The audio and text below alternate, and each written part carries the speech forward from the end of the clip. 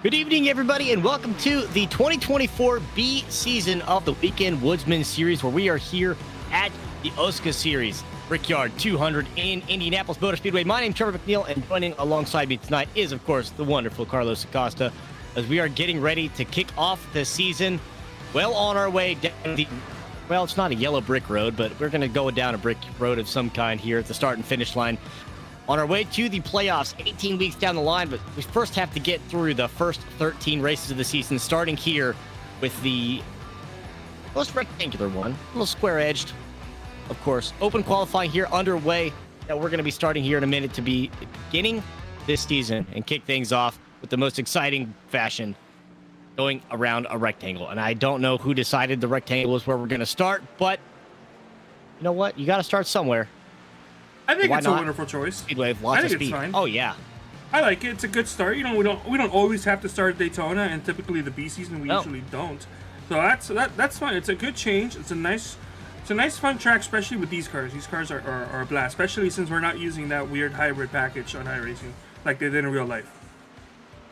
Yeah, and I honestly would say Daytona starting there, little cliche. It's been ran through. It's time for a little variety, little something new here and there. But getting underway with the new season, of course, got some shuffling around with some of the teams, some of the drivers. So you'll see some names underneath a new banner as we get into this 2024 B season. But of course, going through top to bottom where we're all at, you'll see some of the names that we're typically used to seeing, and guys that are going to be running up front that we saw running up front quite often during the 2024 A series.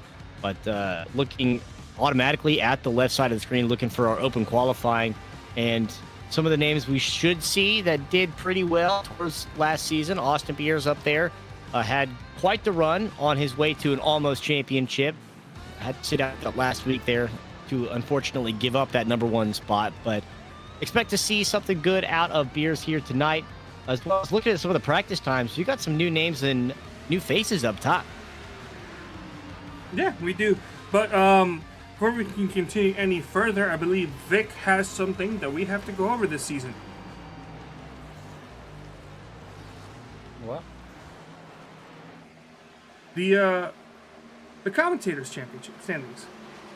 Oh, yeah. Well, Trevor's going to pick first because he sucked last season. Hey, you know what? I was only here for like half the races, and that's my excuse. I'm going to go with that one. That's your story and you're sticking to it? Exactly. But now that I'm here week 1, I'm going to get the head start and be able to make up some of the lost ground that I had from last season. And I'm going to go with my lucky number, and that's lucky number 13 of Dylan Thomas. That's a solid pick. He's currently 5th, so that's pretty good. I'm assuming I go next, Vic? Yeah. All right. I'm going to go with the driver who's going to be attempting his first full-time season here. Ran a couple races last season, did pretty well. Mostly favors the road courses. But I have a feeling he's going to break out and have a very strong performance here at Indy. Especially with the rule changes, and now we're only picking one driver for the whole season. That's it. You're picking one driver. And you can't use him again in a different half or anything. That's it. You pick him once and that's done. I'm going to go with Daniel Gore. I like that pick. I like that pick a lot.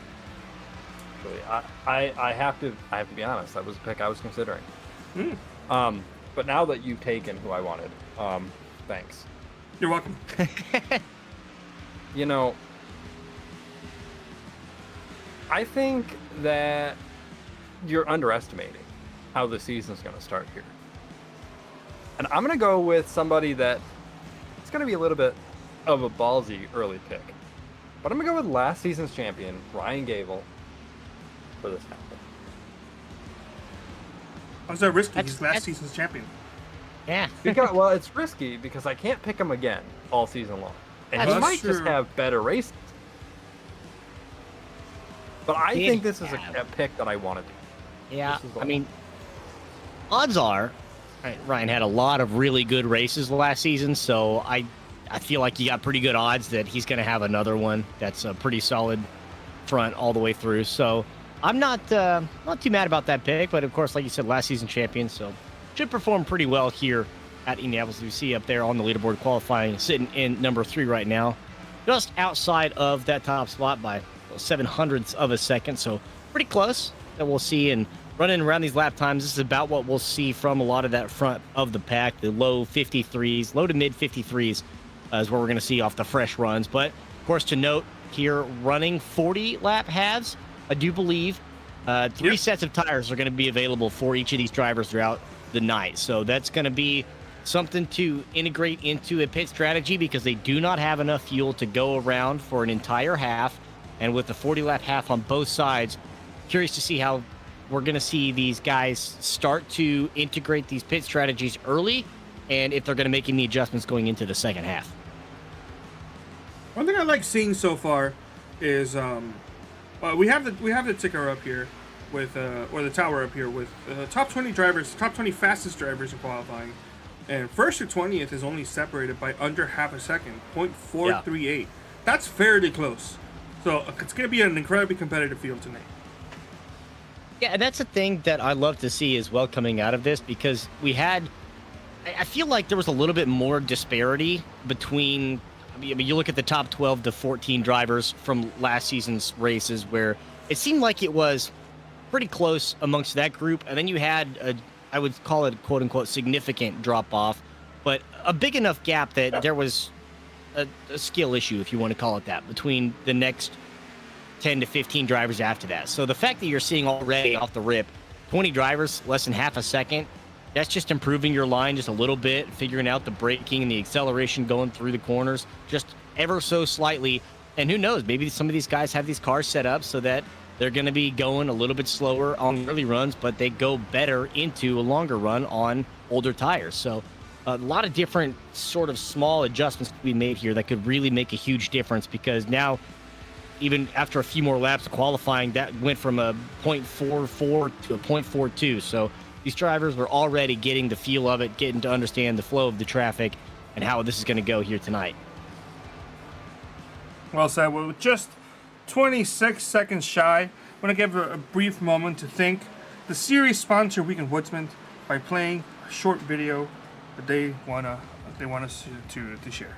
So we'll be right back. Be sure to check out Tim Mayo Conrad and the Weekend Woodsman crew on YouTube. Make sure you hit that like button to get notifications when a new video drops, and check us out on Instagram and Facebook. Enjoy the race.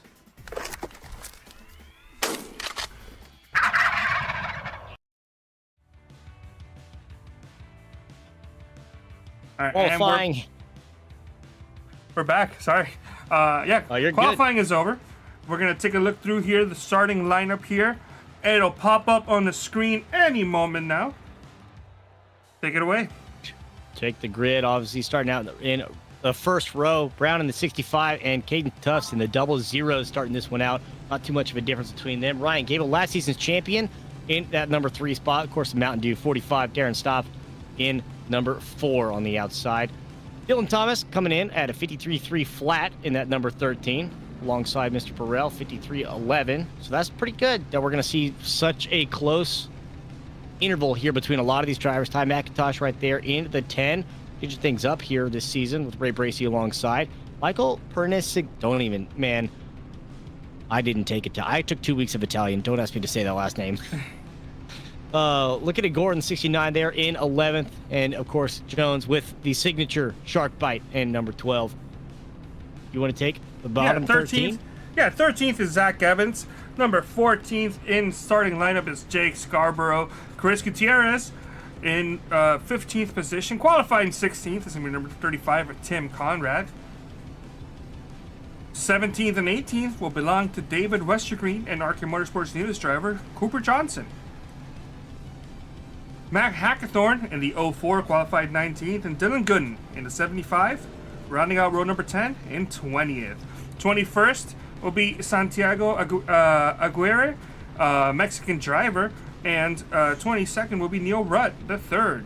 23rd will be Adam Peeler, and 24th is going to be Austin Beers, who apparently couldn't find the brake bias or something according to a photo. 25th, Dustin Dragon Dewar, with James Watson to his outside in 26th place. Dave Carpenter is going to be starting off tonight in 27th. Alongside him is going to be Thomas Capuano.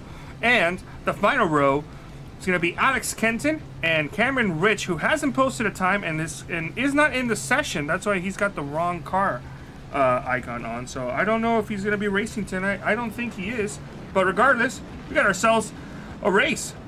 40 laps, top 25 will invert. The first grid of the season as we are underway following the pace truck here. And of course, you mentioned a few of the drivers, new faces here on some new teams. You saw some numbers switch up as well. And very interested to see how these guys are going to take advantage of these new situations and these new rides that they are in, how these teams are going to be playing along with each other, and who, of course, we're going to see is going to be stepping out here in front very early on for the team championships. All right. Ryan Gamble, the defending champion, though, that obviously has something to prove here early in the season. Trevor, Yep. prediction for the first OSCA wreck of the season. Do you think it's going to happen early, or do you think it's going to happen late, or towards the middle? I'm going to say it's going to be probably middle of the half, but late in the run of these tires in this pit window. Because I feel like once these tires are going to start to go, you're going to start to see some drivers losing it in the corners. We're going to try to do something a little dicey. So I'm looking for that lap 17 to 22 window where we're probably going to get the first caution. I got a strong feeling that we're probably going to go caution for you in the first half. We may have an issue in the second half. I got a feeling we may have a good, clean opening round here. I like that optimism. I respect that. And here's to hoping that we get there.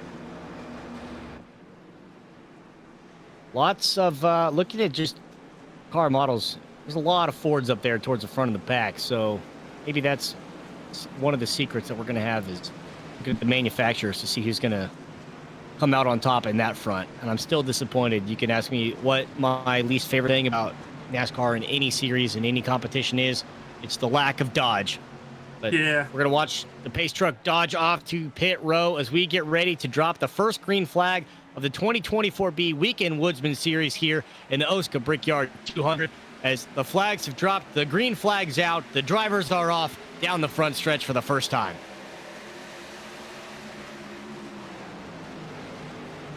Already battling this one out. Too wide, Caden Tufts and Brown not giving anything here. Outside line gets a little bit of speed. This could be Tufts and double zeros taking advantage. See if he can clear coming out of turn 2. He does not quite do so. Still has him door to door coming around the backstretch. And now we'll see where this driver's going to line up. You see the one diving low. He's going to take full advantage of that one. Maybe try to send him 3 wide here going into 3, but will clear Caden Tufts on the outside. And that will invert this lineup here. We'll see Ryan Gavel take the inside line, and Caden Tufts going to tuck in behind. A little bit of a wiggle there, but he's able to hold on to that line for the most part. But we do see Ryan Gavel already defending champion coming back out front, looking to lead the first lap here of the 2024B season. And will do just that. A little bit of fanning out towards the back of middle and the back of the pack, but nothing too crazy as of yet. As we mentioned, this is about a 25 lap fuel window. So a lot of these drivers will have full opportunity to take the next 15 to 20, and that's why I say I'm looking for a caution towards the end of this run, towards the end of this fuel window, because that's when the wheels are going to start to go. Drivers are going to start to figure out when they're going to pit. Might potentially see some stacking up going around from one to the next, but for the time being, looks like we're going to single file out for the most part, with only a couple of exceptions here throughout the field. Yeah, Vic's pick wasted no time in getting to the race lead and has already gotten to a 0.3 of a second lead. Gabble forcing it 3 wide on the backstretch on lap number 1 after getting a monster run off of turn 2 is showing signs of strength. Whoa. And they're wrecking in the back. There it goes. Tough smoke, no caution. And the first 2 cars are going down. That's a 19 of Austin Beers that was included. Couldn't see the other tag on that one. Caution's out. It was included, that one. There is the caution now after couple car spin coming out of the corner, a little bit loose, just tagged up alongside of each other. We'll take a look at the replay to see exactly how that all came to fruition. But Ryan Gavel taking full advantage of that one, like you had said. Takes a 3 wide, gets the lead. We'll take a look at the replay to see exactly how we lost control out of this one. Like 19 on the inside. Well, looks like it might have gotten into the wall. The 39 there, and James Watson might have got into the wall, bounced back down, and come into Austin Beers on the contact right there.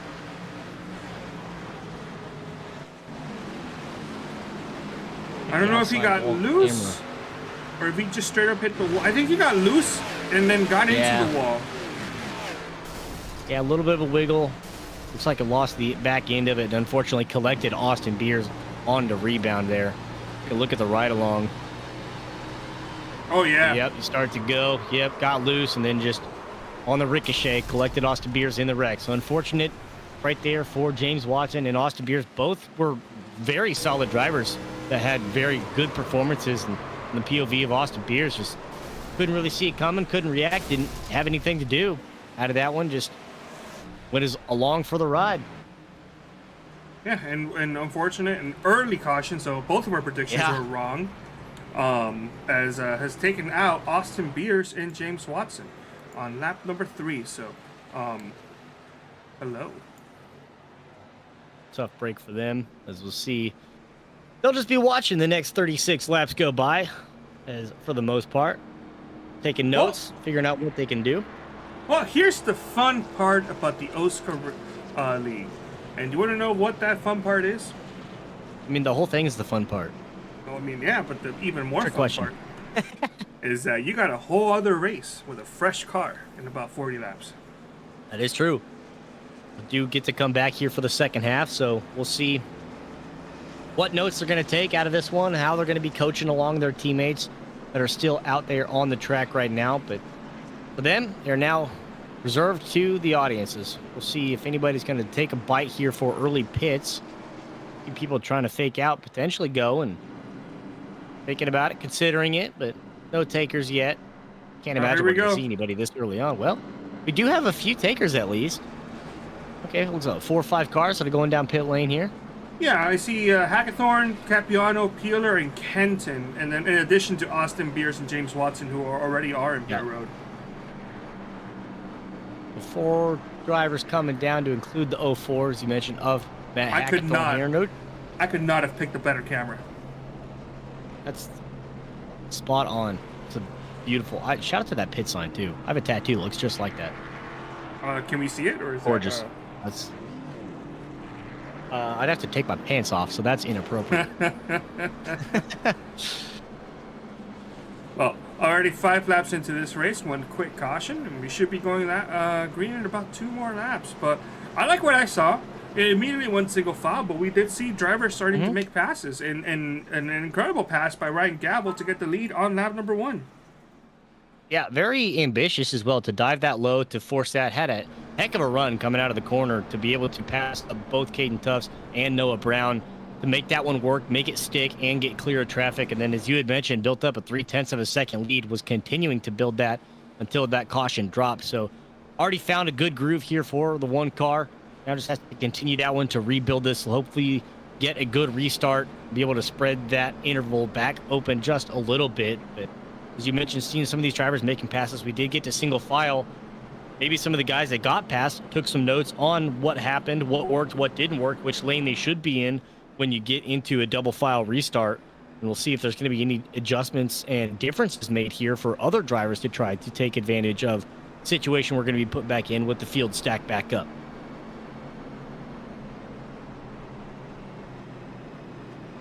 All right, heading into the front stretch now. We're going to look at what's kind of shaken up a little bit early on in this race. Early big movers, James Miller, who's gone up 5 positions in this race. Same thing with Alex Kenton. James Miller started 10th, is currently in 6th position, so great move from him. And aside from the 2 drivers that crashed towards the back, Ethan Burrell has dropped 16 positions from where he started tonight's race. I don't know if he started in the back because of a penalty or if something happened and he dropped, because he's currently minus 15. And he did not go down Pier Road.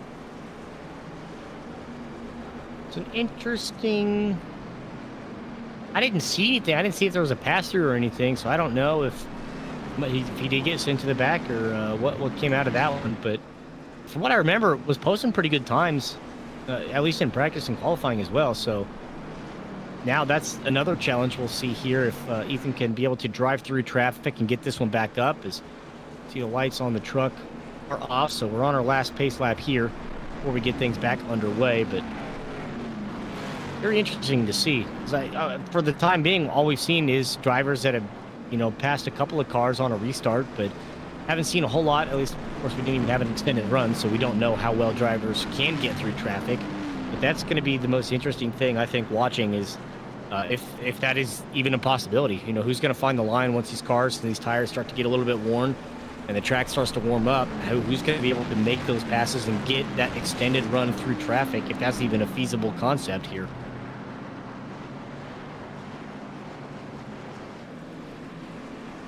I think it is. We'll, of course, be playing it by ear and seeing what's going to be happening and what the developments are going to be in this race. Still very early on, but oh yeah, going green this time by for our second run of the night.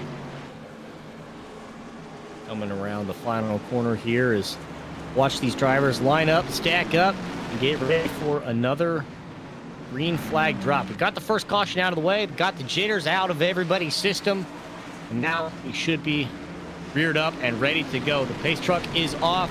Cars are bumper to bumper as we await the green flag drop here for the second time here at the Brickyard 200 in OSCA's Weekend Woodsman Series. We are underway one more time, and a hell of a jump there by the one car. Ryan Gabble got full clear of everybody behind and is taking no time at all to rebuild that lead. Already going into turn one, about the 0.3 of a second. Had the restart of a dream, and everybody else now just has to watch the one car right off into the sunset here and hope that they can hold together. Hayden Tufts is going to be passed up on the outside. Noah Brown will make that one hold. Does clear on the front bumper. And now starting to see the top 10 cars go single file out one more time. Aaron stopped there. Mountain Dew car going low, trying to throw a block out on Miller, but is not able to do so as he goes to the outside. Now just tries to find the clearance, but still door-to-door will not make it happen on that first corner. Now coming around through 4. See if we can get it to go, and maybe Darren Stopp that is going to make that one. Does get clear all the way up to the wall, and we'll be able to hold off James Miller. On board here with Darren Stopp, first race back from his suspension. Looking to start and finish the season strong. I already asked him what his goal was for this season. He said win, and I have a feeling he's definitely capable. He just needs to get himself in position to get that win, and I'm sure he'll get it this season. Any goal that ends in victory lane is a good one. Yeah, a little bit there. Let's open a little bit of a door there for James Miller to come back in on the inside now. The Tim Hortons Timbits. If anybody's ever or hasn't been to Canada and you do go, I can't give enough credit to. I don't know what they do, but they got something figured out. Tim Hortons slabs. They got a it's like a pretzel caramel something frozen cappuccino. Greatest caffeine drink I've ever had ever. Cannot recommend it enough. Isn't the McDonald's now in America as of a couple years ago like all just Tim Hortons coffee? Is it?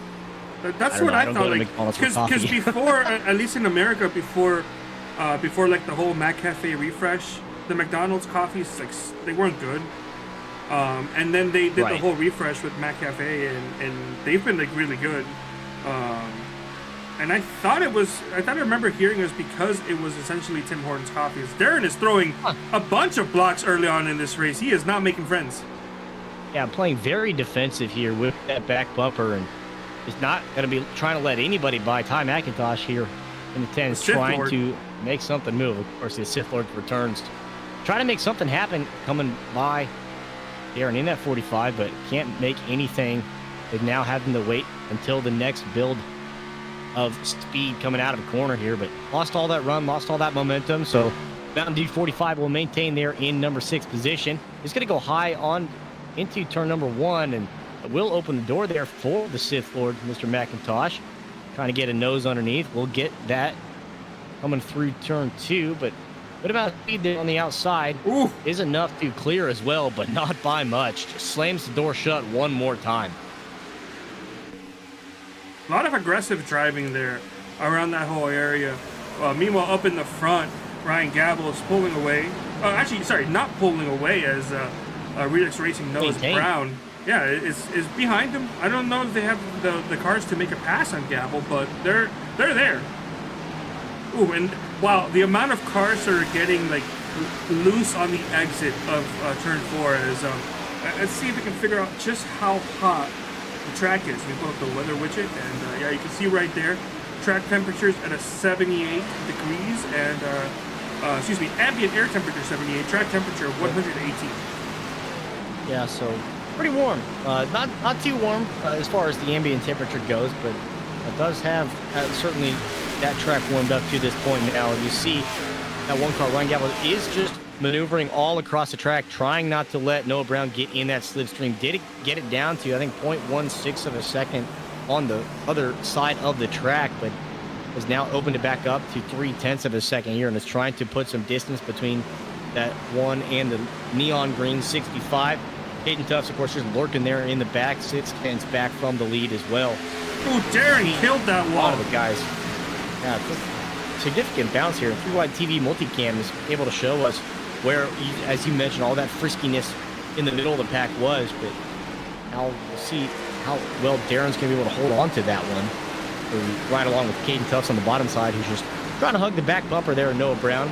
And that 6/10 from first to third is now opened up to 6/10 from first to second. So Ryan Gabble doesn't really like the idea that these drivers are in his back window so close, and is trying to put a little more distance on him.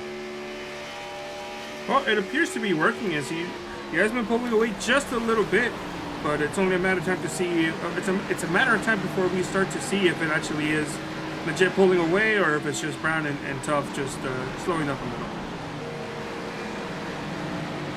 Let's see what these lap times are going to see, as we talked about in qualifying. Lots of low to mid 53s, but of course now with some more laps on these tires, slowing down a little bit. Caden Tufts last lap bringing in at 54.7, almost 54.8. Oh, so contact. certainly slow a little bit. And here comes Thomas.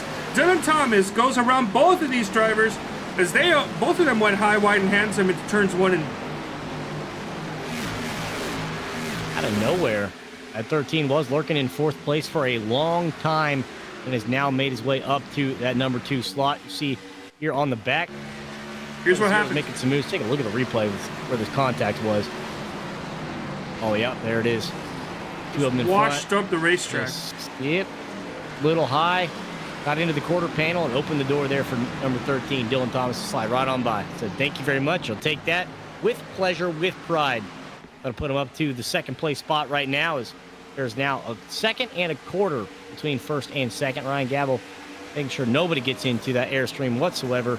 Will continue to extend this lead as he goes. It seems like we're back to a fight for second.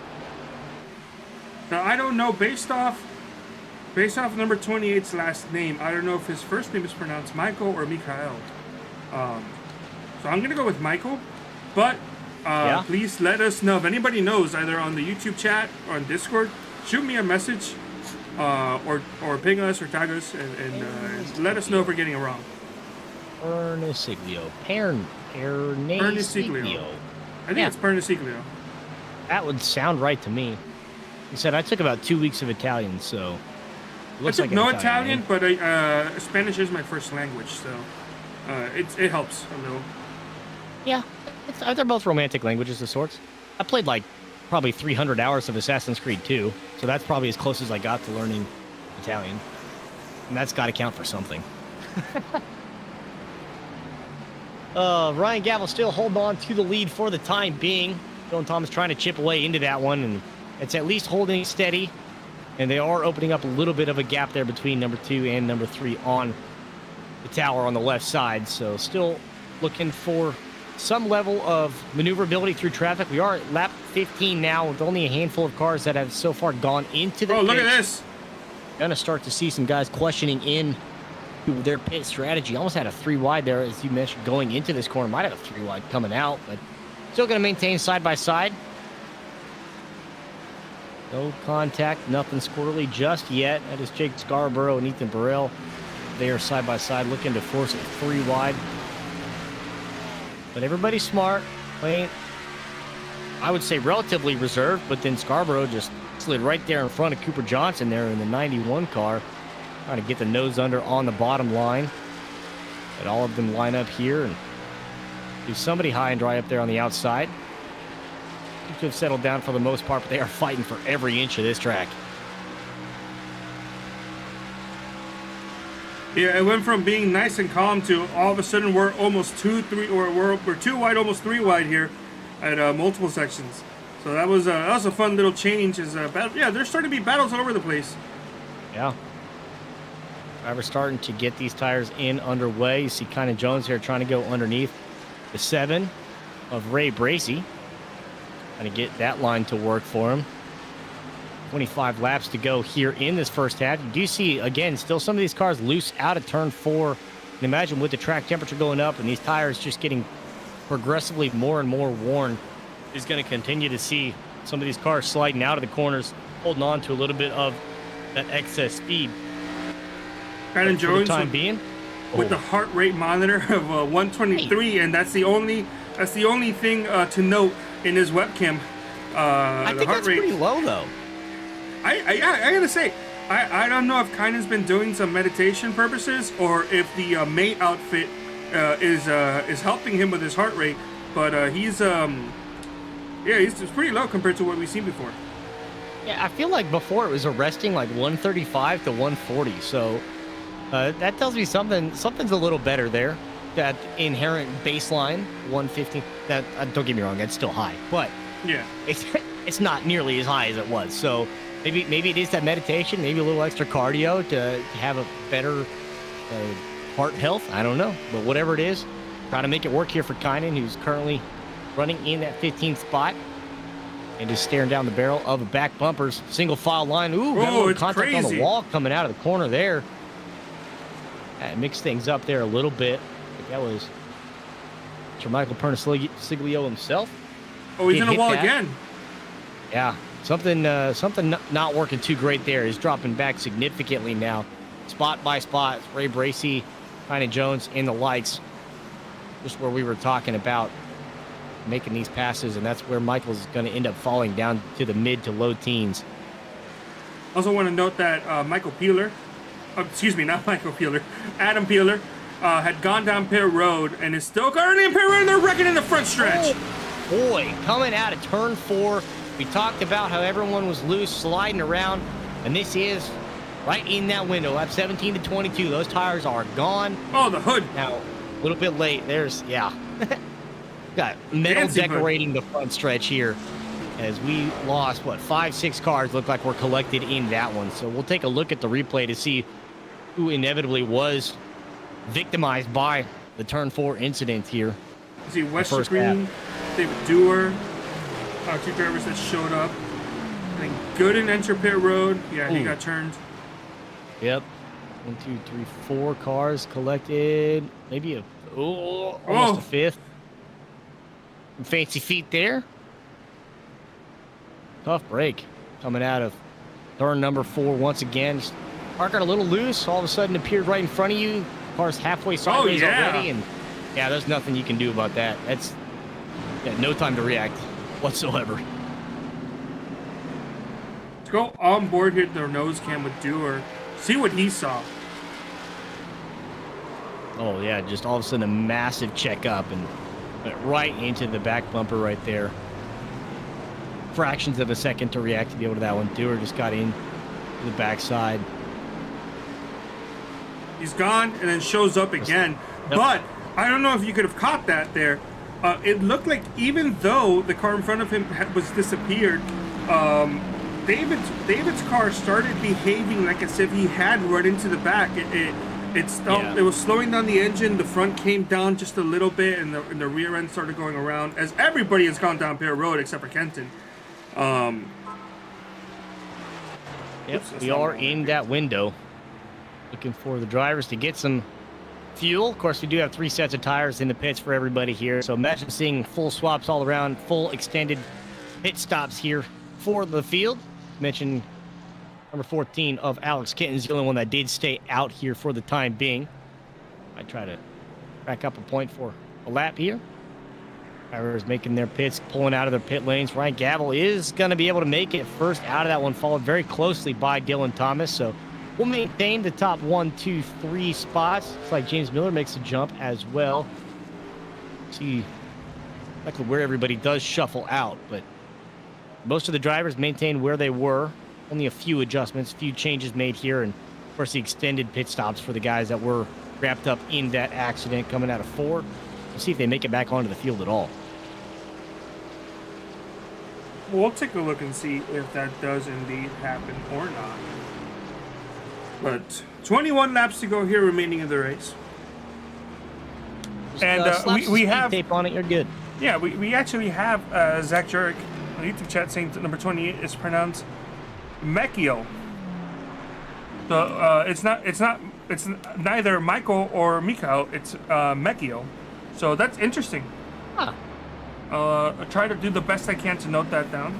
Don't be afraid to call us out if we do mess it up. But Mekio, currently 24th. In pit road, actually he just left pit road, but he had a lengthy pit stop, of course, repairing damage. He did smack the wall here a little bit. We also have Brent Jones in the YouTube chat saying, still here in spirit this season. Wish everyone the best of luck. Of course, missing Brent Jones on the racetrack, but hopefully he'll be back soon. Looking for a prodigal return. Brent Jones coming through. Shout out to the support as well. Obviously, come back around. One of my favorite things here about the OSCA series, honestly, from top to bottom, is just how close-knit this community is and all the drivers. Very friendly environment, very friendly atmosphere across the board, from the drivers to the staff to the broadcasting. Of course, that primarily includes you, Carlos. But yeah, I just love this environment, love this squad. And of course, that's not surprised to see that level of support, even when they're not here racing, when they're not participating, still able to support the cause of the entire league. Because it is a healthy league. It's a good league to race in, and well respected. A lot of guys very much enjoy this. That was one of the main things we got from a lot of the end of season interviews last year, is just how much these guys really enjoy the competition and racing against a bunch of friendly other drivers who just are here for the enjoyment of the sport. And it clearly shows from all aspects of this. Cannot give enough credit to it. Yeah. Alex Kenton did go down Pear Road. He got a black flag because of it, but he went down Pear Road, so more than likely trying to get a bonus point, and then starting at the rear end to stay away from and create any carnage. 20 laps to go here. Second caution that we did have, once again, coming out of turn 4. Seems like that's going to be the place for it to happen. So halfway through the half, we'll see the drivers stack back up one more time. Fresh tires underneath the cars, for the most part. And most cars still in all of their pieces. A few of them that, as I mentioned, had some speed tape thrown on, and we'll call it good, because that's all they really need to try to get themselves back underway. Only a couple drivers, that is 27 and the 28, both a lap down out of this one. So 23 of our 30 on the lead lap. Well, technically 29. Cam Rich was not able to join for the race, so most of the field still here on the lead as we get ready for the green flag to drop for the third time here in the first half. Drivers stack up, pace trucks on pit lane, and the green flag is waving one more time. Ryan Gavel here looking to make the jump, and does get a great restart once again. Coming into turn 1, you start to see them fan out towards the middle of the pack again. That one car doing so well at timing these jumps. Able to get a quarter of a second going into the first corner. Did have it up to a 1.2, 1.3 second lead there in that extended run. So trying to rebuild that one now that we are full back up. Dylan Thomas did lose a position now, is looking at the backside of Noah Brown, and that 65 who was there for a very long time. Tim Hortons, James Miller himself is right there on the bottom side of the 13 now, trying to make this pass. Try to make it stick, slides up, almost gets doored there a little bit, but will stay clear. James Miller had a pretty great restart. Started on the outside line, which is a little bit of a disadvantage here, especially in the start. And as soon as he crossed the line, he noticed that he had a gap in between Darren and the driver in front of him, and just scooted on in there without hesitation. Probably took Darren unawares, but made it work and has gotten up 2 positions because of it. Did make up some ground there, and Aaron in that 45 is looking for... Oh, Ty! Little loose. Hello. A little loose there, and I was just about to mention the 13 looks like he's wiggling a little bit as well, so still getting used to these new tires, and with the track warmed up here, what these drivers are going to do with this fresh set of tires, because there is a lot of wiggles happening here coming out of these corners. We get a little antsy on this one, but able to save for the most part across the board. But that is a 13 that did drop back, that lost a bunch of speed coming out of a couple of these Darren will make the pass on that one, put him up into that 4th position. Still looking at the drivers dipping low here on the front stretch. Ryan Gavel's trying to keep him out of that slipstream, but Noah Brown still holding on to that 1/4 second. James Miller not too far back. 7/10, just looking in the back the rearview mirror, trying to make sure no one else comes up. Ethan Burrell alongside here, sitting in 7th, looking at the battle ahead. Is between Dylan Thomas and Daniel Gore. Side by side here, going down the back stretch. Holding on to their position, see if one of these lines going to make a better work. Dylan does a good entry there, but can't quite get it to clear. As a 69 of Gore is going to be able to hold on to the side. Looking to hopefully make it stick and clear. Does not get that one. Dylan Thomas does, and that opens the door here for Ethan Burrell. Slides up to 6th place now. They're doing a great job. He's back to where he started. Dropped a little bit in the start, but did a fantastic job of not panicking and getting himself back up to where he needed to go. So far, the biggest mover of the race, just past halfway, a little past halfway, is Thomas Capuano in 15th position, up 13 spots. What a drive. Started way back there in the back. Wanted to give credit as well to Capuano, who had a pretty good resurgence towards the back half of the 2024 A split. But right now, sitting there in that 15th, making their way up through traffic. Pretty good run here by Capuano, just trying to continue that one, and build this momentum here. Starting off early, of course, the whole season is starting very early, trying to get as good of a finish to build up some of that momentum to move forward into this one. 13 races, of course, here before we do get into the chase-off. So right now, you really want to just set the pace, set the tone, and create your rolling stone to get yourself into a good position to go into week number 2 here of the Weekend Woodsman Series. Saw some of these drivers here getting a little frisky in the 3-wide TV multicam. Ryan Jones was all over the track there for a while with Jake Scarborough blocking left, right, front, and center. Did not give that spot up, but they're still sitting there 8th and 9th place respectively. Noah Brown has been able to track down that rear bumper there of Ryan Gavel, only a 1/10 of a second, splitting them up. A little bit of competition there up towards the front. See if Brown is able to ever find that gap, to find the opportunity to make that pass at the front. There's a little bit of a gap between those two front runners and that 3rd place car of James Miller. Not too much. Nothing, it's not consistent.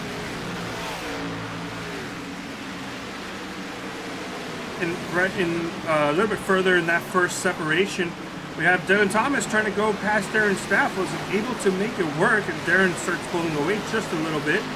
But it's interesting to see that kind of like a big gap between the top 3 drivers and the drivers following after that. But we also did see this happening in the first long run, where we had a Gavel, Brown, Miller pull away, and then we eventually saw a couple drivers make contact, including Ty, who has dropped back down to 9th position. Making contact that allowed, I think it was Thomas to get past them and go into 2nd.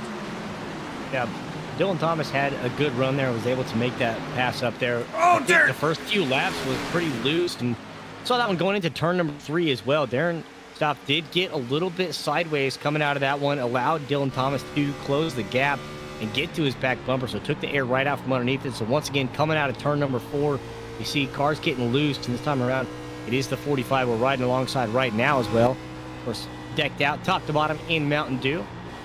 If I had to guess, might be a favorite of sorts. Oh, he's loose. Of his. Oh yeah, lots of wiggles here. 13 laps to go. You just at this point got to find a way to hold on to this, because you can't expect that there's going to be a whole lot more opportunity when you might see another caution, but I can't imagine that there's going to be much more for you. So you just got to hold on to what you have here, make the best of it. Yeah, this is a run. This is a run to the end. Unless a caution comes out. I think if caution comes out, I think we are going to be seeing people go down pit road, but they don't need to pit now. They're going to be good to go from here. It's all going to be a matter of who saves enough, and is there even a need to save? I think there is.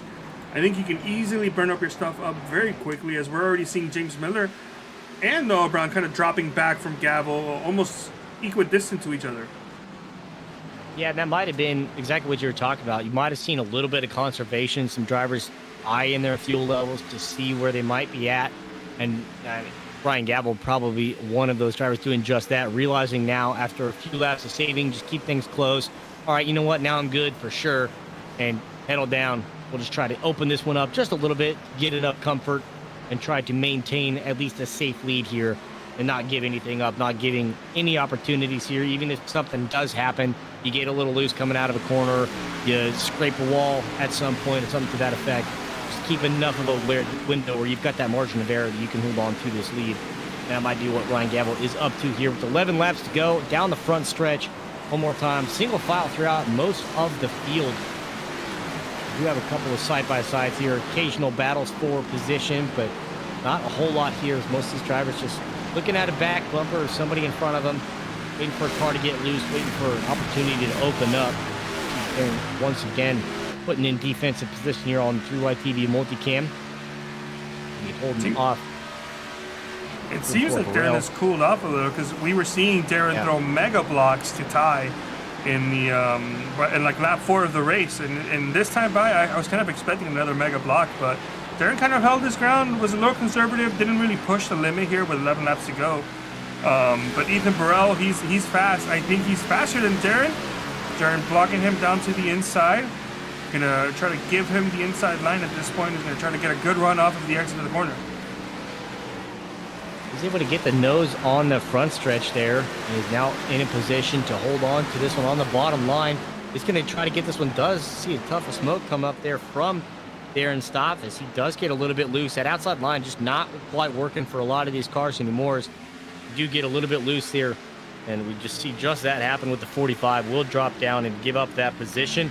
Saw it happen with the 13 of Dylan Thomas, who's also now back in 8th position after getting as high as 2nd earlier on. Dana Gore riding alongside here in the 69 is now going to be the one looking at Stoff's back bumper, who is seeming a little bit squirrely coming through these corners, and this is the one that's been getting everybody coming out of 4. Is still straight here after this one, so we go under 10 to go, 9 laps on the board here. Ryan Gabble holding on to half a second lead over Noah Brown, but there is then another second and a half between that third place car, James Miller. Oh! Oh, boy. Does get inside there, takes the air off it, gets a little bit of a nose on the backside of Darren Stoff, who loses a ton of speed.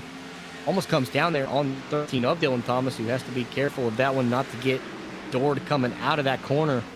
But a little space there, made it work. Got the nose under, and will take that position away to send Darren Stoff back 2 places. Jake Scarborough also reaping the benefits of that encounter.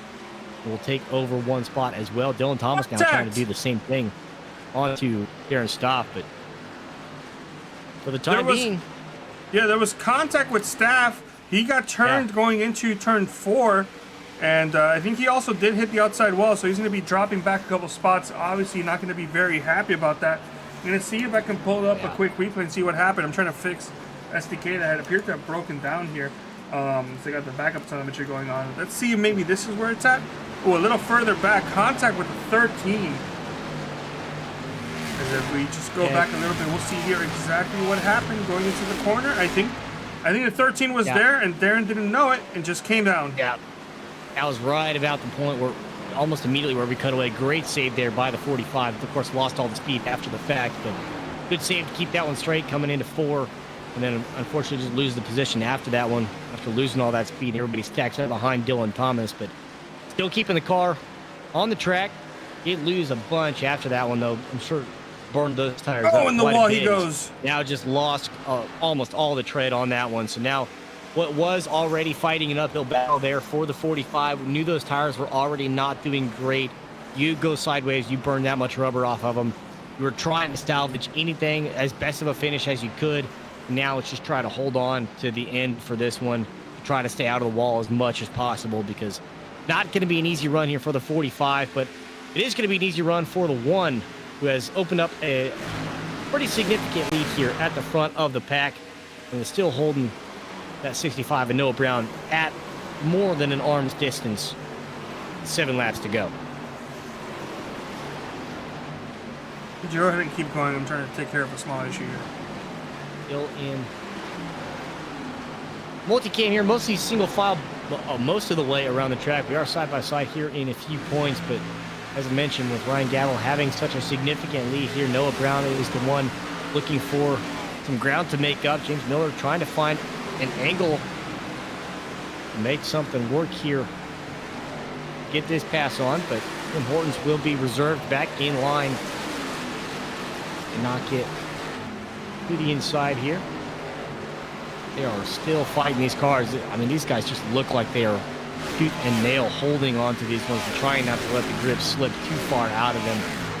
As Ethan Burrell here is holding on to this position here in third place with James Miller fighting, trying to get past him.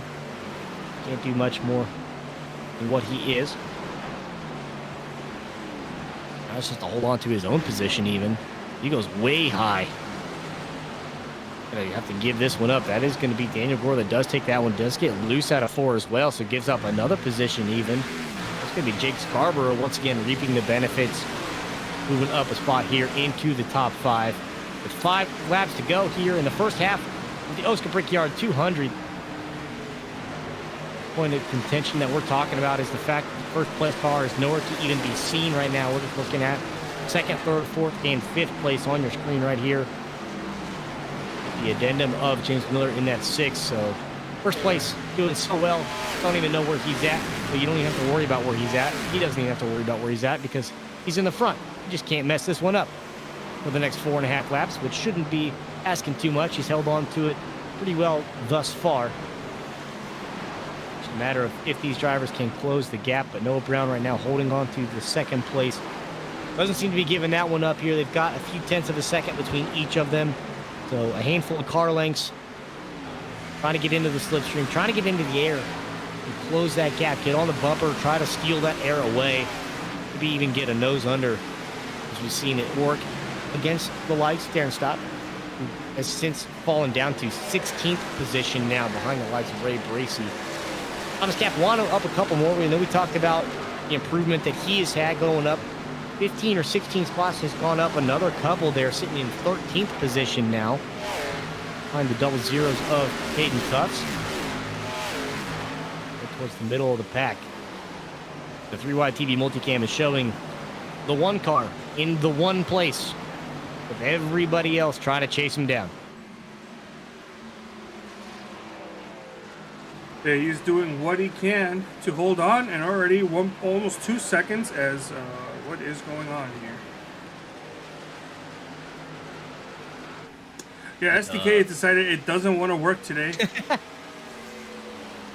Seems like there's going to be some rain and some clouds moving in on the front stretch. Maybe.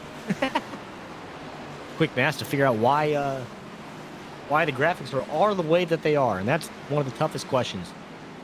We do have 3 to go here, though, in our first stage, and still not seeing any closure between these top few drivers here. Waiting to see if someone's going to make a mistake. For the time being, it's all the Ryan Gavel show here. We do have a little bit of a close competition now. Burrell did close that gap there onto Noah Brown. Did get to that back bumper. Now just has to be able to find a way to make that pass here in the next couple of laps down to a single car length and some change, give or take, given this position in and out of the corners. But for the time being, holding on to a pretty close battle here for second position with only a couple laps to go.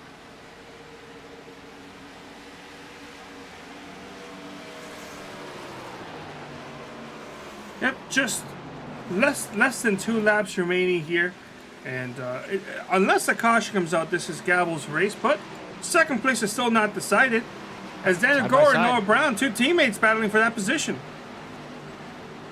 Side by side, back and forth. We've seen it happen a couple of times now, and waiting to see if this is going to be their final resting position going to this one. Daniel Gore does take away that number 2 spot, but I don't think they're done just yet. Of course, the last thing you want to do is to take each other. A huge speed drop there in the middle of the corner is going to slow down the lights of the 44. Does get a little bit of a bump draft there, so that is going to be Noah Brown that loses a position. They do make contact there. Jake Scarborough as well, who is reaping the benefits of some of these guys that is getting loose, dropping speed. So such a great position that Noah Brown was in for the longest time. As the white flag will drop now, Ryan Gavel's going to lead them around one final time here for the first half. See if Bill Brown's going to be able to take this position back from Jake Scarborough, or if Jake's going to be able to pump up there to take it away from the 44 Burrell. This is closing that gap here coming out of turn number 2 on this backstretch. Clean exits from everybody. No wiggles, no walls. A little bit of a gap here coming into turn number 3. As this is the closest competition that we have right now for these positions. That one car is long gone. They're likely probably getting ready to come out of turn 4, to be honest. But good exits out of 3, everybody. Is doing all right for the most part. Turn 4 is where we've seen the diciest things that are happening as we exit this one clean for the most. Well, there's a couple contacts there. 44 did get into the wall. Scarborough might be able to make that pass by the time he gets to the start-finish line, but it will be the one car that does claim the first half. And I believe, looks like the 52 might have been able to complete that pass to make that third spot work for him. So great run there at the end of it for Jake Scarborough. Able to make a bunch of passes to go from just outside or just inside the top 10 all the way up into third position there in the last 10 or so laps. So great run there from Scarborough, able to get up to that point. But Ryan Gavel, of course, putting on a clinic for everybody else, finishing up there in the front, not even close to being worried about it, walking away with 2+ seconds in a lead for that first position. And, you know, picking up right where he left off. Defending champion, did pretty good last season, I would say. Taking home the hardware, is going to take home the first hardware here of the 2024 OSCA Weekend Woodsman Series.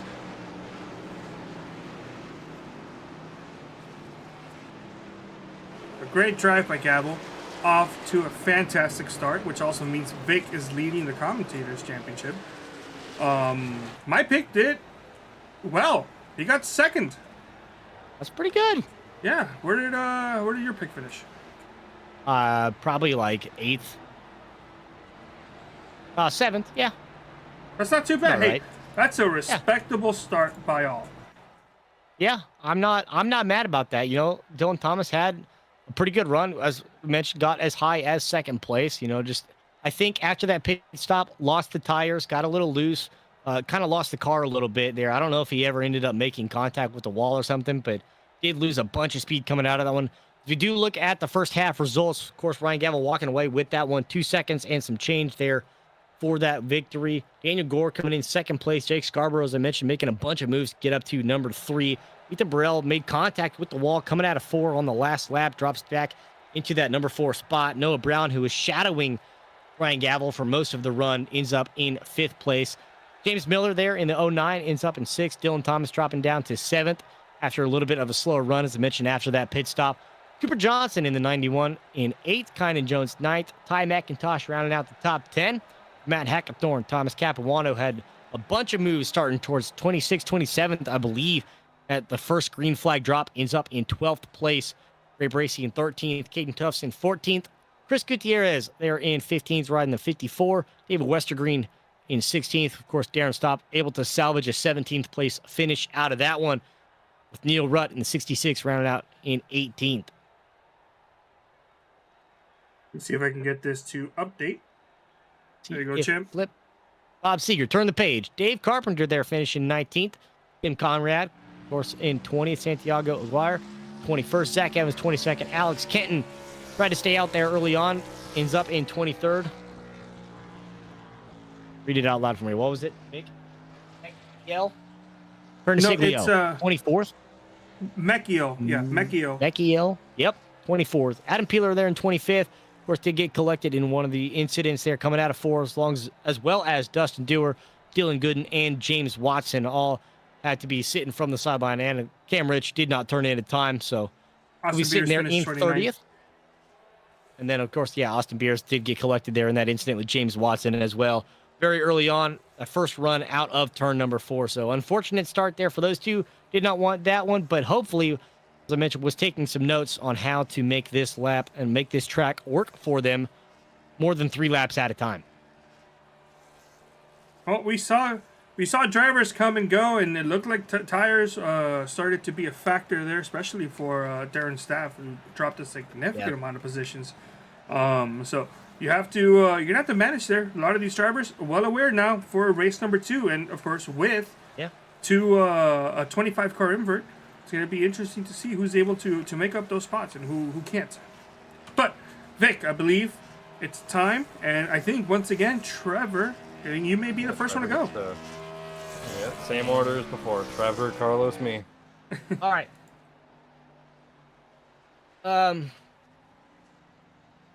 Here's the thing. Yeah? The thing is, I didn't do as well as I wanted to because I wanted to be in first, right? That makes sense. With the 25 car invert, I kind of actually like the way that finished out. So I want to take the 45, Darren Stops. Because he's going to be starting up towards the front. He had a good run towards the front. I haven't seen a lot of drivers doing very well going through traffic. So he's already starting up towards there. I think that's where he's going to be okay and stay for most of the race. Good pick. Yeah, good pick. He had issues in half one at the end. He's more likely aware now of what to do in half number two. Now, here's my pick. We saw him do very well in the early part of the race. I have a feeling that the Sith Lord himself, Ty McIntosh, is going to bounce back and get himself a nice top 5 finish here in half number 2. Man, you great picks, both of you. But you left open a pick for me that I actually really want. I didn't think I'd get him. I thought for sure one of you would pick him. I'm going to go with the Mrs. Goodies, number 44 of Ethan Burrell. Saving that pick. I am not. I got plans. Up until turn 4 of the last lap, solid run. You just 98% of the race was a good one there for the 44, so not mad about it. I'm not mad about either one of those picks, honestly. The Sith Lord as well. I mean, was up there for a good amount of it. So very interesting to see how this is going to go, and I just fingers crossed, man. I can't start out in last place. Someone's got to be last. It can't be me. I refuse to let that happen. You did start off in last place, but you're not that far behind us. You didn't get a wrecked car. You got a top 10 car. That's very true. Yeah, it's gonna be. It looks like it's gonna be a competitive field. So, how much time do we have before warm up ends? A couple minutes here. About a couple seconds. All right, I'm gonna take that time to go to the bathroom. So we're gonna go on a very quick, quiet break before we start up this next half.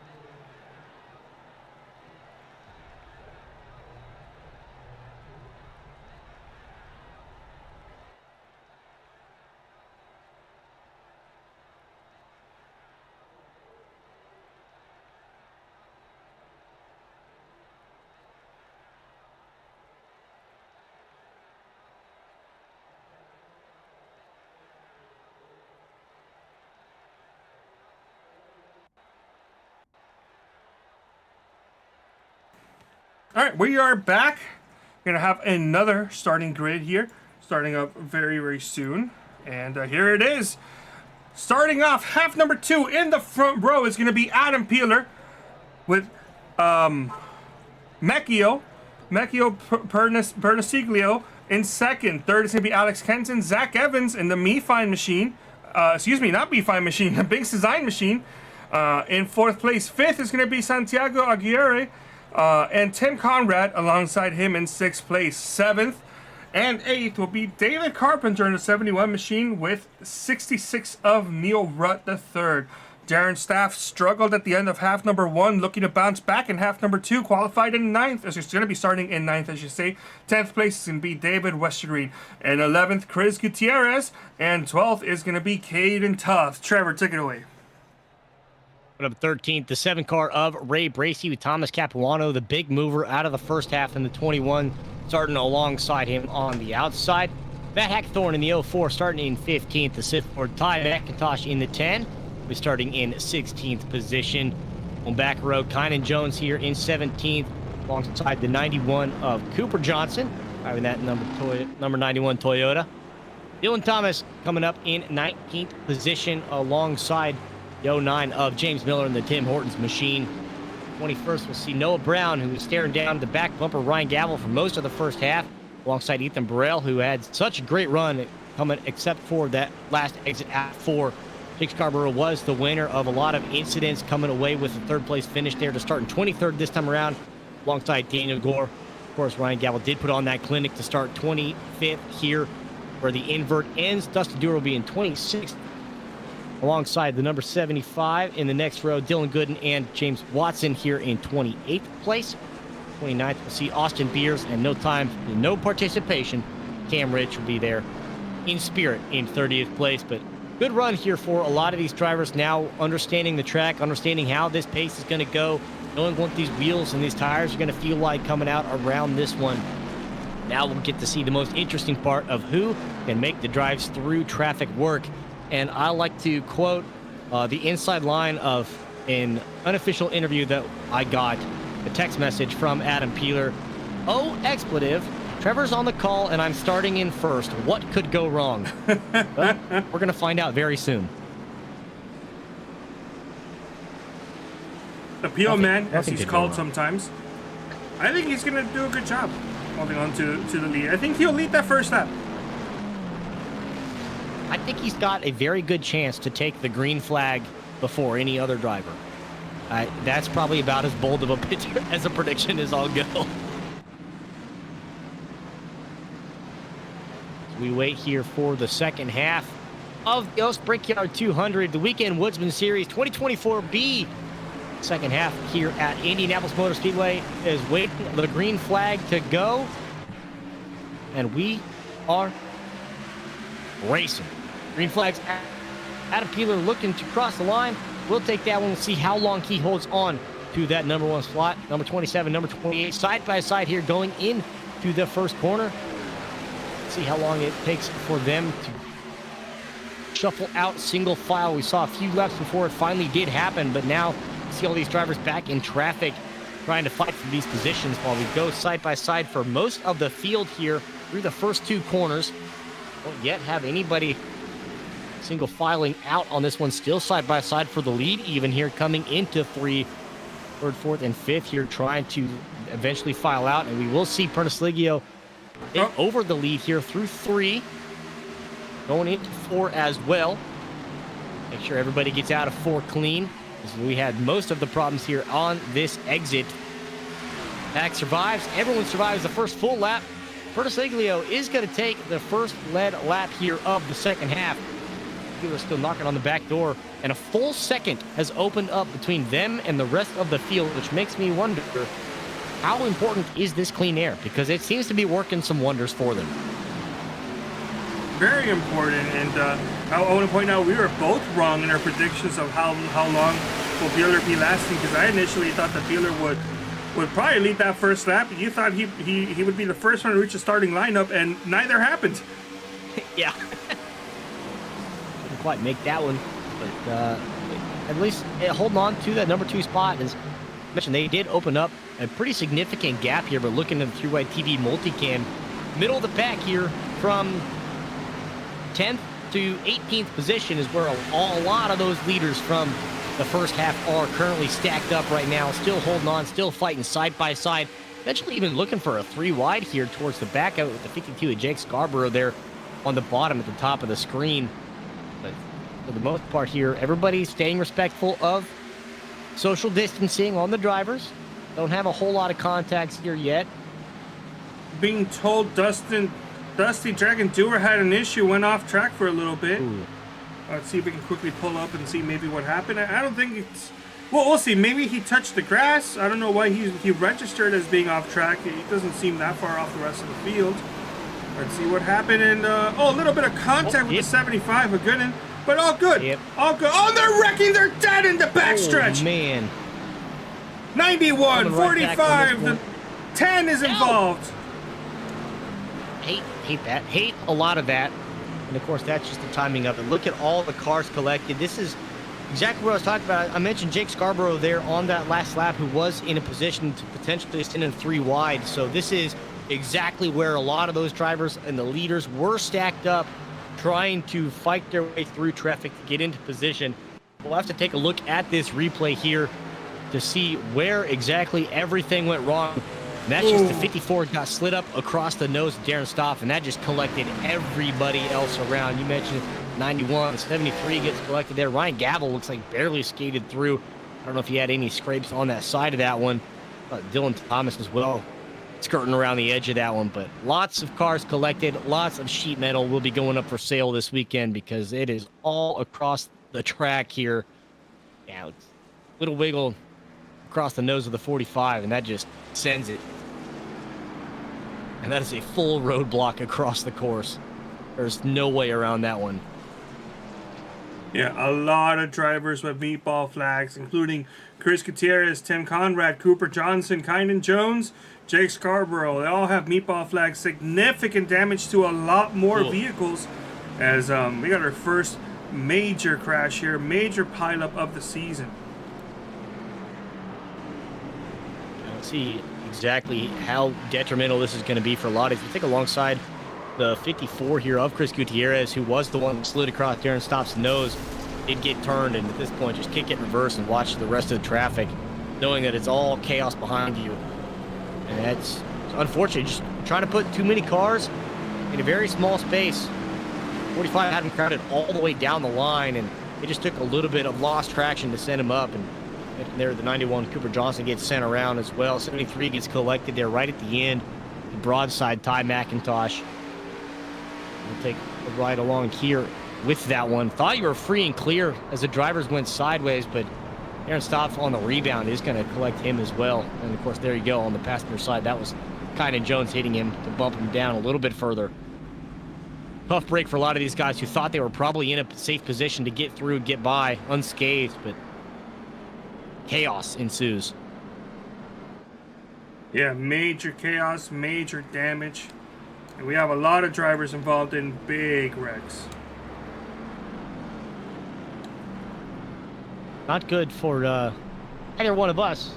Yeah, so both of our picks got you destroyed. You had the 10, yeah. So Vic's pick. Vic's pick was He took the 44, right? who's in 10th. I think Vic's kind of come so out he's tonight fine. as the points leader. Great. Vic, how are you feeling? Just what he needs, that ego boost. Man. Oh, Vic's not here. That's right. He's dealing with here. he's dealing with off-track officiating right now. Good place to be. There's a lot to officiate right now, considering how many cars just got involved in all of that. So I'm sure his ear's very busy, very full of a lot of drivers trying to talk at him about something. Of course, reviewing everything as well to make sure that everyone gets the rulings that they need. And we'll see. I am curious to see the rulings report after this one. Is not a lot of incidents that we've had, but almost religiously we've had now the cautions here, lap 3, lap 4. Now we should be good for the next, 15, 20 laps with no incidents. Everyone learned their lesson. Okay, we're good. Thumbs up. This is kind of similar to what happened in half 1. We had a wreck. Yeah. Early on, of course, that wreck though was significantly smaller in scale compared to what happened here, as we have won the green. Yeah, and then we went. We didn't go caution free. We had another caution a bit further into the race, almost at the halfway mark, and the drivers just went green the rest of the way. Yep. For the most part, should be okay. Nobody really taking for any pits just yet because, as you mentioned, this is almost a rinse and repeat of the first half. So a lot of drivers now not only know exactly what they're in for, but also know kind of how the rest of the next 15 to 20 laps is going to progress, given their car handling, given their fuel window, given all of the circumstances and experiences that we went through just an hour ago around the track. But now we'll see if these drivers will continue to drive up through the field. Thomas Capuano up to 8th place. 44 we mentioned of Ethan Burrell, that is Vic's pick, up to the top 10 right now. And you still see Michael Perniciglio and Adam Peeler holding on to this 1-2 spot coming up here, as you mentioned, with the green flag coming in a second. We'll see if they maintain, if they hold, and if that clean air continues to provide a difference maker that we saw it provided, I guess, for Ryan Gabble. I'm not going to take away the talent that Ryan Gabble's got because, well, I mean, he won a championship, so there must be something there. But clearly, that Clean Air is doing something for these drivers up front here. The only concern I'm seeing out of the 28 and the 28 of Mekio has a bunch of fans out here tonight is he is regularly blinking, not to the point where it's a major concern, but to the point where it's been noted. So hopefully his connection stays through. You don't want to lose a race from the lead because you got disconnected. Yeah. Pace truck's getting ready to pull off. Pace truck is off. The cars are stacking up 2 by 2.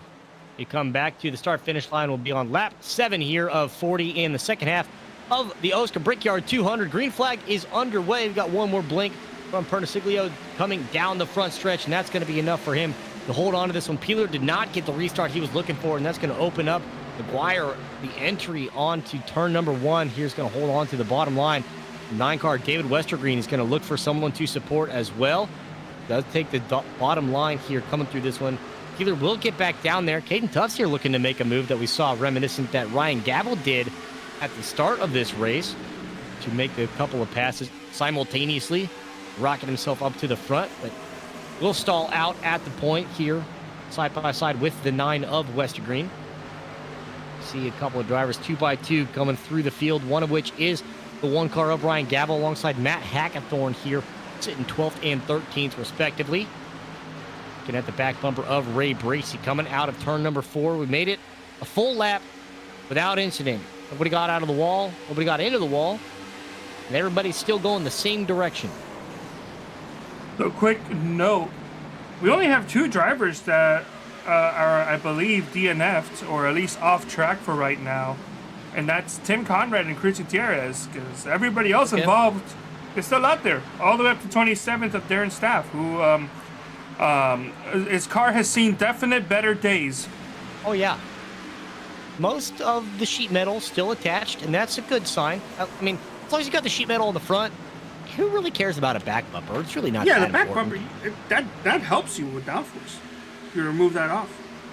Right, so you're really not losing too much out of that one, especially when you're in the back. Like, you're not really losing a whole lot. Just hold on to finish a race here on the lead lap as we have a battle for the lead here. 28 and the 88 side by side coming down the front stretch into turn number 1. McGuire looking to take the lead We're going away. wide. Push him up the track, but is not going to be able to get that clearance. And fortunate they got that one. That was a tactical blink from Mikhail, because had he not blinked out, I think Santiago would have washed up into his quarter panel. That was close. McGuire looking a little aggressive there to push up through the middle lane of that corner, but does have enough momentum. Gets right back to the back bumper. Does have a lot of speed coming out of that one to send him up to the wall very quickly. Santiago Aguirre here riding alongside now for Redux Racing, coming out of number 4. Just holding on to this back bumper here of the lead. And we can see about half a second between these front 2 cars and the next few cars there in the back. That is James Miller and Caden Tufts sitting 3rd and 4th right now, battling it out back there. But once again, front 2 are opening up a gap. Once again, just a different cast this time, with Santiago Aguirre being the one that is holding up here in this position. Yeah, I'm wondering if Santiago Aguirre is maybe pushing his car a little too hard. We could be seeing something happen with Darren at the end of half 1, where the tires wore out at the very end. So it looks like now he's relaxing, taking it a little bit easier. But when he was batting for the lead, we saw him washing up and pushing the car, and that's all it takes for you to start going into bad rhythm and killing your tires very early.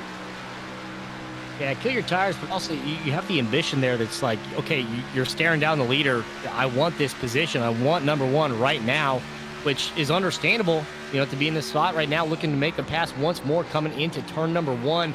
Just can't overdrive it, can't wash him up the track. He's overdriving it. And does hit a little bit, and exactly that. Almost got up into Perniciglio there and almost pushes them both all the way up, but can't do so. And this battle that we've had has gone on so long right now. These guys have slowed each other down so much because of this back and forth and because of this overdriving. It's actually invited 3rd place of James Miller to the back bumper of Santiago in this 88, who's now bringing the top 5 all here, bumper to bumper.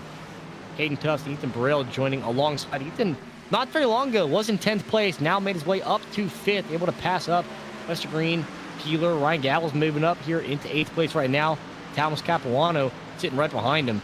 Ethan Burrell's trying Santiago to make some barely moves on the low scratched the side. wall. Santiago scratched the wall, and he's going to be losing that second place position to the Canadian James Miller. As behind them, Canadian Caden Tufts is fighting against Ethan Burrell. Burrell trying to make this low line work right now, is working pretty well. See if Tim Hortons can hold on to this number 2 spot after making that pass. And how passive are you going to be? Now coming up here on the leader, looks like he has a great run coming out of this corner. Has to make the look for the dive. Come out of this one. He's right on Perniciglio's back bumper. He's not going to do it just yet. Going to be conservative enough to make sure that you understand. You still got 28 laps to go. No need to rush things. You put yourself in a position right where you want to be. Don't overdrive it. Don't force anything. Save what you can out of this one if you need to. Ooh. That's what I'm talking about. You don't want to kill your tires. That happens. Yeah. 28 laps to go here when they cross the line, and James Miller has gone 18 positions up from where he started. And that's impressive, yes. But right behind him, Ethan Burrell has gone up 20 spots. As it looks like... Oh, yep. It looks like Mecchio has disconnected. We were worried about that. I mentioned it, and it looks like he's going to be throughputing from this session as he is gone from the racetrack itself. Well, James Miller hasn't heard of the lead. That's not how you want to lose the lead. No. On the other side, for James Miller, that's how you want to gain the lead. That's the easiest pass you're ever going to make when the car's not even there. So, fortunate for James Miller, after moving all the way up here, now inherits the lead, like you said, Ethan Burrell on his back bumper. Man. 88 here. We saw him driving so hard through the earlier stages of this one to chase down Perniciglio's back bumper. Has now since lost all grip on this one, is losing a ton of time over driving this, cannot maintain this one through the corners in this middle lane. He's just holding too much speed and getting real loose out of this one. He's fallen all the way now back into 5th, 6th place here. We'll see Ryan Gavel, I imagine, very soon will take advantage of this one and make that pass to move up one more spot. So And he'll probably get that very easily. Yeah, goes low on this one. Probably going to find it in the corner, knowing that 88's going to have to go high. He's going to take a little bit of this one. Is getting a little sideways out of that, but Gavel does make the clean pass, and we'll move up into the top 5 once more. David Westergreen here about 4/10 a second ahead of him. Another 2/10 there up to Caden Tufts as we're getting squirrely out of turn 4. Starting to see the tire wear here out of this one. We see lots of tufts of smoke. These guys getting real close to that wall. 15 laps down, we know that we got about a 23 to 25 lap fuel window, I would assume, for these guys. And now you got to start to wonder, if we don't see a caution here in the next few laps, where are these green flag stops going to start coming in? You're seeing a lot of drivers now, especially in the exit of turn 4, just wash up all the way and even hit the wall. We saw a bunch of drivers back to back hit the wall. A little case of monkey see, monkey do. It's a development now. The tires are getting older. A lot of the drivers haven't gone down pit road yet, as Austin Beers has crashed. I'm gonna see if I can pull up a replay, but it just showed up right now, and he just took a toe to pit road. Take this one out. Beers not having a good race here tonight. Obviously got collected very early on in this one. Didn't put up very great qualifying times. Just lost it going through the corner. Yeah, nose around. At that point, I think that's just one of those where you recognize it. It's not your race, not your night. Got to call it early, and that's unfortunate circumstance here for Austin Beers to mention. Did get collected a few laps into the first half this time around. Almost made it to the halfway point, but we'll take the toe, we'll take the 26th, and going to call this one early. Here we go. Exit there. For the race lead, to the outside is James Miller. Ethan Burrell on the inside as he's going to go, trying to get the lead there. Going into the little short shoe, going into turns 4. Advantage to the 44. Miss Goodies machine as Miller washes off a little bit, but it's going to hang on to the quarter panel. Still held on to all that speed coming out of 4, able to keep it off the wall, and is going to hold them side by side down the front stretch, looking for the gap to go on turn number 1. You see Burrell still on the low side, hugging that white line. Chris Miller giving plenty of space out of this one, and is still holding well enough onto the speed that does not contact the wall. Before almost clear now, bumper to bumper, front to back, and will get enough out of this one. Nope. So he can slam the door, but does not do so coming out of 2. They will still hold side by side for the most part. This opportunity almost, if you want to feel real risky, to try to shut that door on James Miller, but Yeah, that's coming it. out of this one, Miller is going to succeed this battle, and we'll take this one now, try to fight for the blow line if he can out of this. But that will be Ethan Burrell taking over the lead spot here with 24 laps to go. Yep, Vic is smiling as they both hit the wall instead of a 4. I gotta say, what an impressive drive and defense by James Miller on the outside line up against all odds. Was able to hold on for a whole lap before he finally ended up giving way to that position. As wow, that really impressed me. Yeah, but that battle slowed them down significantly. You look at the ticker on the top, those two just ran a 55.8 and a 55.9. That car in third place just ran a 55.1. He's running almost 9/10 of a second faster than those two as they were battling side by side. So Ryan Gabel is on the hunt, a second back right now from these two. And if they continue to battle it like they did, that's just going to open the door for him to come right back into this one. And that's all that he wants, I'm sure, is this clean air. Oh. We've seen it taking two cars very well to the front and then some. Here in the through-wide TV multicam, you see James Miller does get a little loose here. Oh, on he hit the back wall end as again. well. You see a lot of cars here coming out of 4, coming up and brushing the wall, washing out time and time again. And it's about time you start to see these guys. If it doesn't happen this lap, next lap, you're going to start to see some green flag stops coming underway because they are all losing their tires. Neil Rutt on the exit of 2 got punted and shoved into the outside wall. And then on the exit of 4, he didn't get punted, but he went wide and smacked the outside wall pretty hard. That's back-to-back exit corners into straightaways that resulted in significant right side damage. Additionally, Zach Jersic, Jersic I think, said on the YouTube chat saying, "Oh, my son had a great run tonight. Sucks he lagged out." It is indeed his son, referring to the number 28 of Macchio Pernasiglio. Running strong there up at the front, had a lot of clean air. We do have our first taker for a green flag pit stop there. They're going to be making their way down. I don't think that this was necessarily a scheduled stop, but it works. It works. They got to be coming here in the next few laps, and now you're just looking at the guys. Who's going to take it early? Who's going to take them late? And Neil Rutt here, the 66, going to be taking the early stop on this one. Not having a whole lot really going too well for you at the point. So take it early. Maybe get yourself back into a better position. Of course, running 55-second laps, you got plenty of time to get yourself in a pretty decent spot. Not going to be too far behind where these guys are once this pit cycle does fully come through. Don't have to worry about a lot of this. But with Neil Rutt taking the first step, now we're going to see coming around these corners who's going to be the next ones to bite. How long are we going to have to wait for a lot of these leaders to come through? We've got another one coming down on the right side.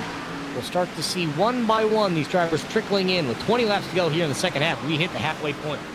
Yep, driver number 2 is Matt the Hackthorn, going down Pier Road. A little loosey-goosey, slowing himself down to the line, but made it without an issue, as he's now going to go across the start finish line under pit road speed, and there we go, crosses the line and goes into his stall.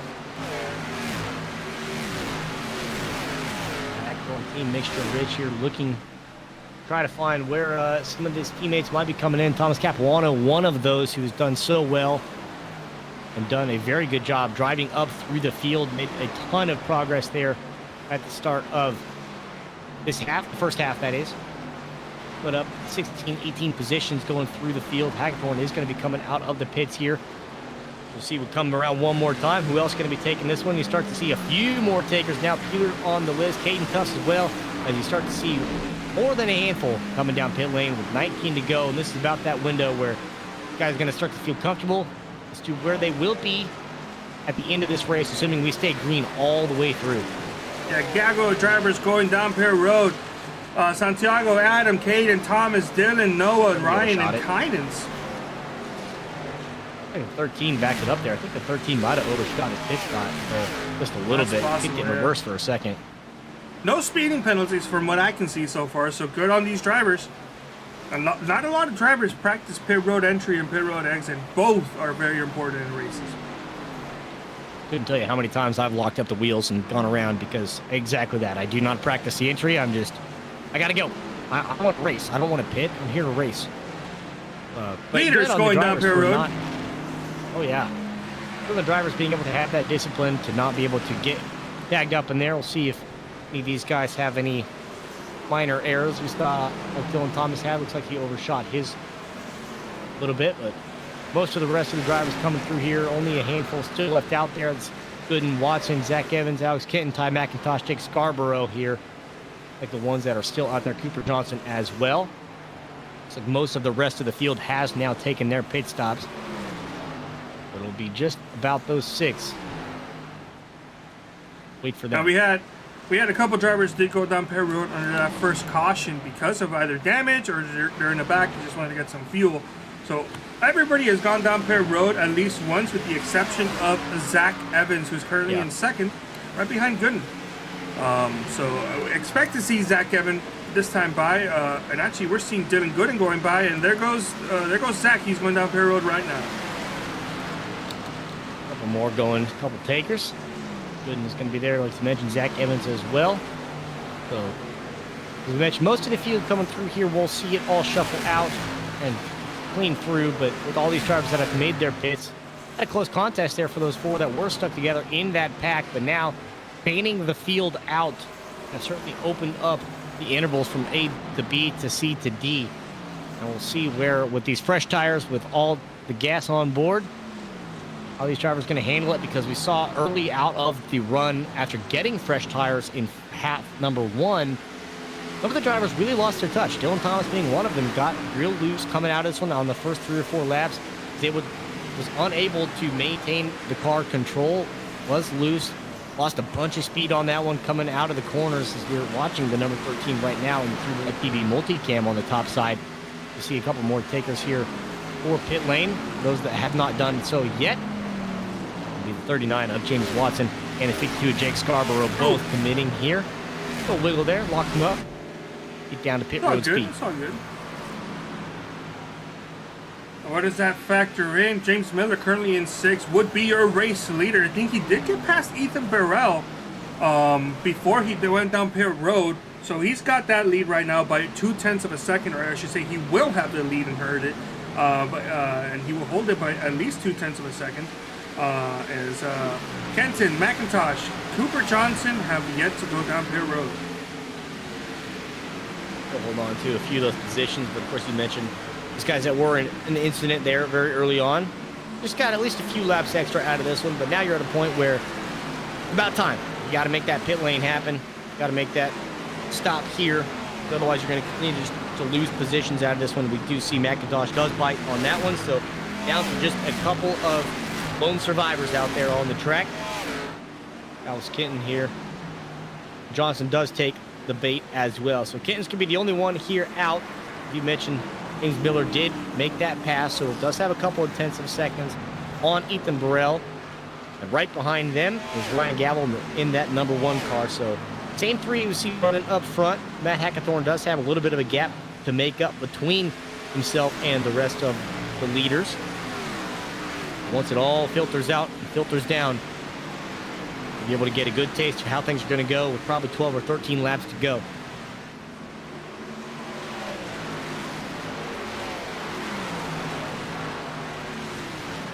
They're making up a ton of time on that 14 of Alex Kenton, too. I mean, we're losing seconds at a time. I think he is finally going to make that commitment. This could be 14. Kenton does go down pit lane now, so now you're going to see that seconds just drop. 14 will cede the lead for the 9 of James Miller. Now it becomes once again a battle for the front. Yeah, and that initial 0.2 of a second gap he had has been cut short as Burrell's right on his back bumper yet again. Yeah. is it this battle just continues. Yep. Keeping it a couple of car lengths at most here, but again, we're at a point now where still plenty of racing left. You don't have to do anything too crazy. You don't want to overdrive it. You don't want to see you burn up your tires like we saw it happen to the 88 there of Aguirre. But still hold on to a point where you're still within reach, within grasp of the leader. We don't want to see a situation happen like what Ryan Gabble was able to do in that first half, where he opened up 2.5 seconds there on the second place car. You got to keep him within arm's reach, keep him within distance, but at the same time, you also want to keep the distance between yourself, from the perspective here of Ethan Burrell, between yourself and the one car of Ryan Gabble. We know what he's capable of. As soon as you open the door to get that one car in this competition as well, it's just going to make all three of you a little bit slower. Might introduce Matt Hackenthorn into the mix with Dylan Thomas if they're able to close that 6-second gap back there, but you really just do not want to make this a three-car battle. Keep it between yourself and the leader as best you can. Yeah, if you can keep that separation without slowing down, that'd be fantastic. That'd be the best thing for the two of them, as we're getting closer and closer to single-digit numbers so far. As we saw James Miller, Ethan Burrell here, third place is Ryan Gabble. Matt Hackenthorn is going to be lapping to number 45 of Darren Staff, but not really. Dylan Thomas right behind him in fifth is close to maybe put a challenge, but not close enough yet at the moment. Wester Green in sixth, also going past Darren. Caden Tubbs and Good in seventh and eighth. Daniel Gore, respectable finish, second place in the first race, in the first half. Currently ninth, and Adam Buehler in your top 10. Yeah, Buehler is starting out on the pole there in the second half. Is able to hold on to a pretty respectable position now. Still sitting in top 10. A little bit of a gap there between himself and that 11th place car. Looks like Ray Bracey back there, so a pretty good place that you find yourself to be in for Adam Peeler, who had a, we'll call it less than impressive first half on the invert, finishing in 25th, puts him on the pole. So being able to run top 10 for this long and still hold on to this one, go through the green flag pit stops, got to feel pretty good about where you're at in this position. Just want to hold on to that one in the finish that you're in. We have 12 laps to go here. You ran through the field. Only a few cars side by side battling for position. One of them right here, that is Neil Rutt, that's getting passed up. Did make that early pit stop here in contention of the rest of the green flags. And that is why you see a few laps fresher tires making these passes right now, as Neil Rutt does fall down to 17th position. Thomas Capuano in front of him, trying to pull away out of this one, but would love to hold on to this, would love to stay in this slipstream here, not let these two drivers get away from him. Not sure if that one's going to stick too well, but the front side still the same song and dance. James Miller all over the back bumper of Ethan Burrell there in the 44 with 9/10 there from the lead to Ryan Gabble.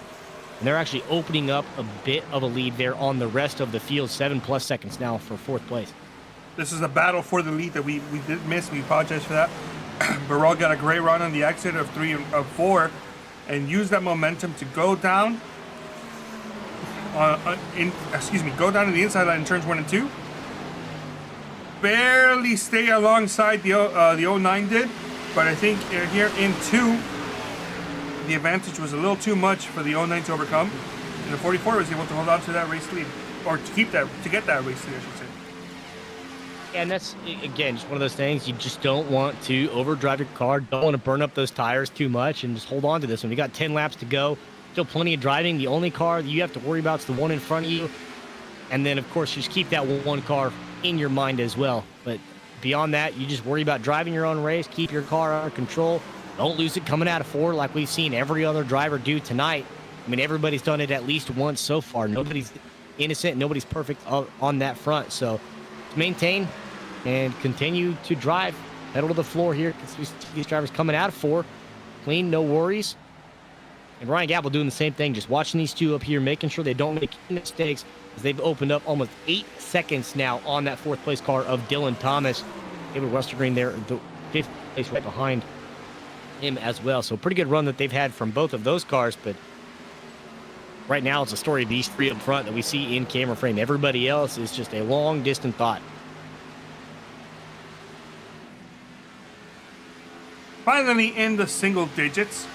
We have 9 laps remaining here in half number 2. But, you know, the racing up front is starting to stay stagnant, making sure they're trying to get to the end. But we got a battle here for 4th place between Dylan Gooden and David Westergreen. Westergreen on the low side here. Dylan Thomas there up there as well. 75 trying to tuck underneath and take credit for one more position.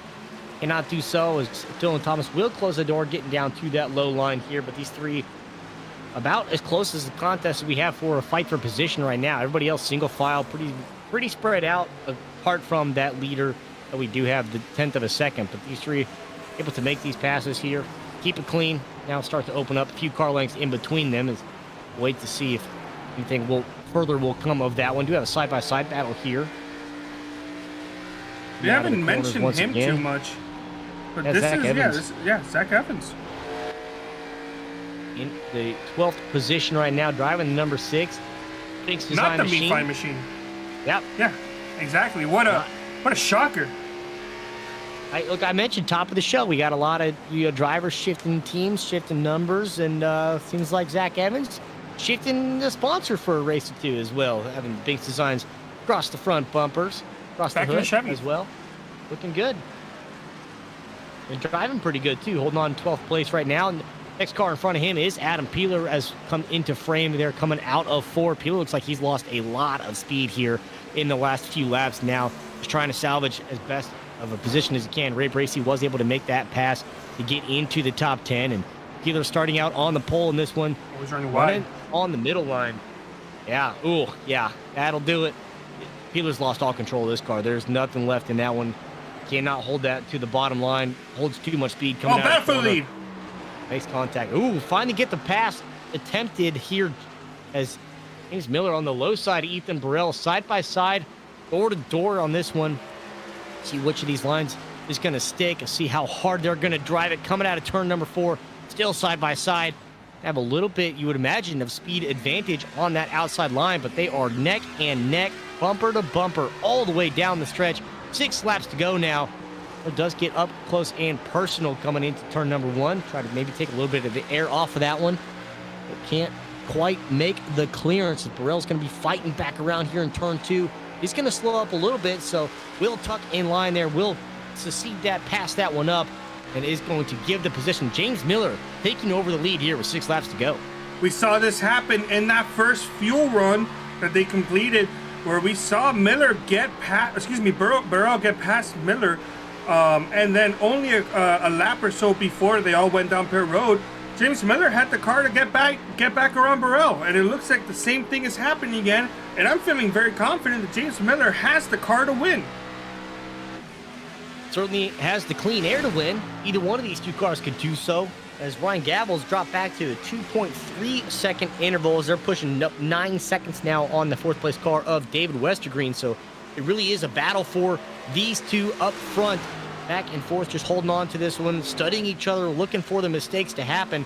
5 laps to go.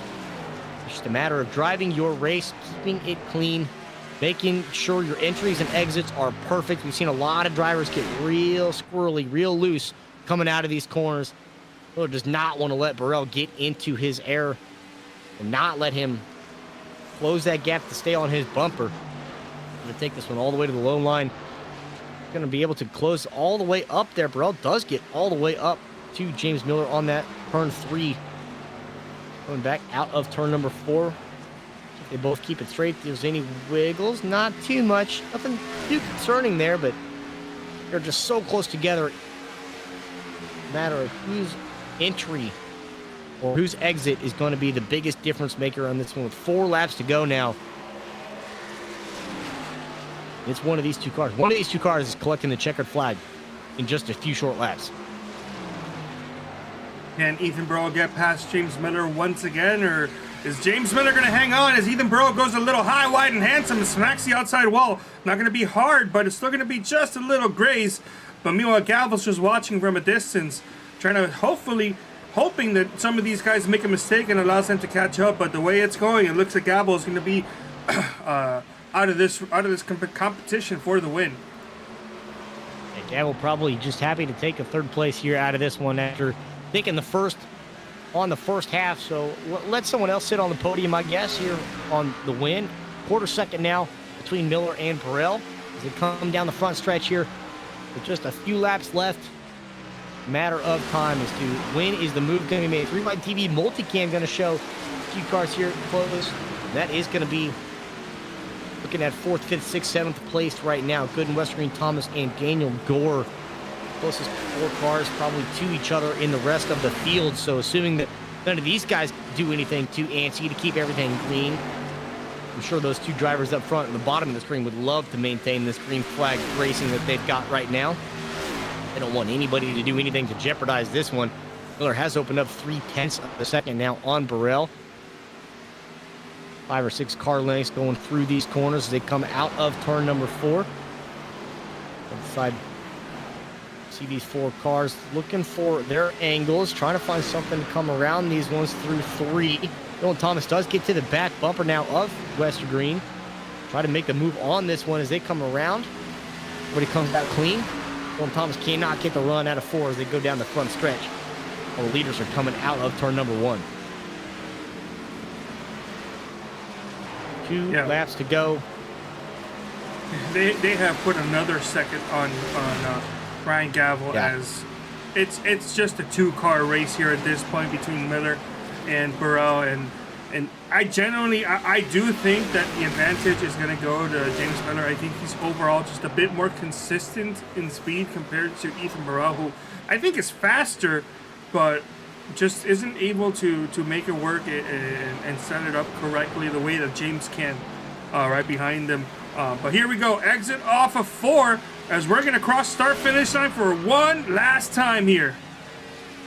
No cautions, no green-white checkers this time around. The race will be official as we cross. The white flag is down. James Miller will lead us around through turn number 1. Ethan Burrell looking for the angle that he can find. Try to get the lead back after giving it up just a few short laps to go.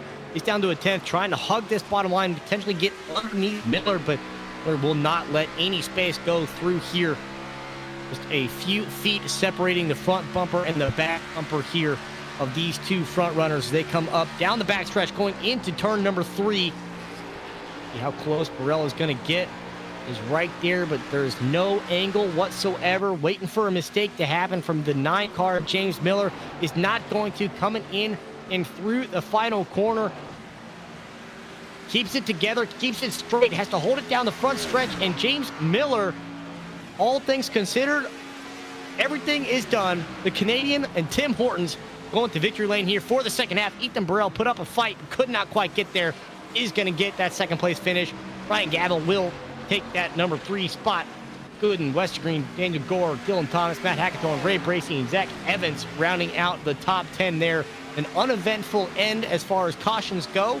Everybody kept it clean. We had 1 major incident in half number 2. Beyond that, clean racing, and everybody else survives the OSCA Brickyard 200. 3 cautions overall tonight, 1 in half number 2, 2 in half number 1. And I want to say overall, a very clean race here. And a fantastic drive at the end between 2 powerhouse drivers tonight, James Miller and Ethan Burrell, as they just stomped the field. It really took that clean air advantage and put them up in the front, put them in control in the literal and metaphorical driver's seat of this race here in half number 2, the Brickyard 200. The 40 laps they were able to, the green flag pit stops, everybody made it work. Only had a few drivers that really went out of the norm here, went a couple laps earlier than everybody else, the 66 of Neil Rudd. And we saw what the difference was between those couple of laps of fresher tires. Thomas Capuano going to give a little bit of a love tap here to James Miller. A little congratulatory as they make their way down the front stretch. Celebratory burnout coming. And all things considered here, not too upset about it. Well, upset about my driver pick, but I know that there's one person who is not upset about their driver pick, and I don't want to talk about it. Yeah, it's Vic. His pick finished second tonight, so he's excited. Has 2 strong starts tonight. Must be nice. Carlos, what were you saying last half of the 2024A? You're just giving everybody the head start. You know, you want them to feel good about themselves. I don't want to talk about it. I'm gonna adopt that strategy. That's mine. We're just gonna give Vic the head start and make him feel good about himself or something. Yeah, it was all part of the plan here. Massive congratulations to James Miller, winning half number 2 here tonight, starting the season strong. And I think probably the first time that I think this might be his first win of his OSCA career. I have to take a look at the stats, or if somebody knows, please correct me. Congratulations to him. Before we get to interviewing our top 3, just want to give a big shout out to Weekend Woodsmen for sponsoring the series, being the series sponsor. Check out their YouTube channel down below. Let's quickly go over the final race results, and then we'll bring up our top 3. Of course, already staring down the winner right there, James Miller, Bison Tech in that 09. Ethan Burrell in the 44. Ryan Gavel coming out after the win of the first half with a 3rd place finish. Dylan Gooden and David Westergreen rounding out the top 5. With Daniel Gore, Dylan Thomas rebounding here to a 7th place finish. Matt Hackathorn in 8th.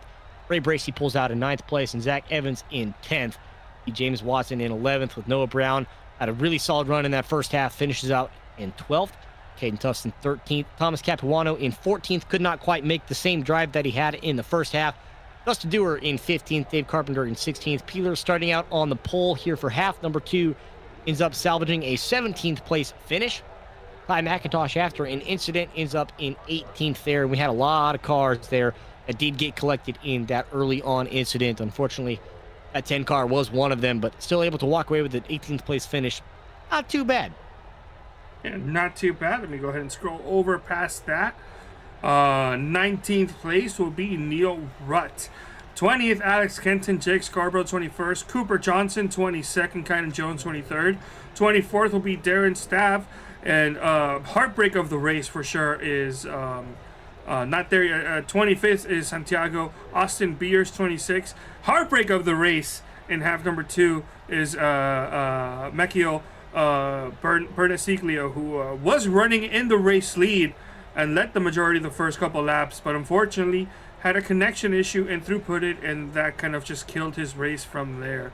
Finished in 27th. Tim Conrad, 28th. Chris Gutierrez, 29th. And those are all the drivers that started tonight's both halves. So let's go ahead and talk to half number 1 winner and P3 here in tonight's race, Ryan Gavel. And why don't you go ahead, Trevor? Well, introducing, you said it already, the first half winner, a 3rd place finish there in the second half. Ryan Gavel, first and foremost, after winning the first half, picking right up where you left off, walking away with the championship. How's it feel coming back into the season and just immediately feeling success again? Yeah, definitely feels good.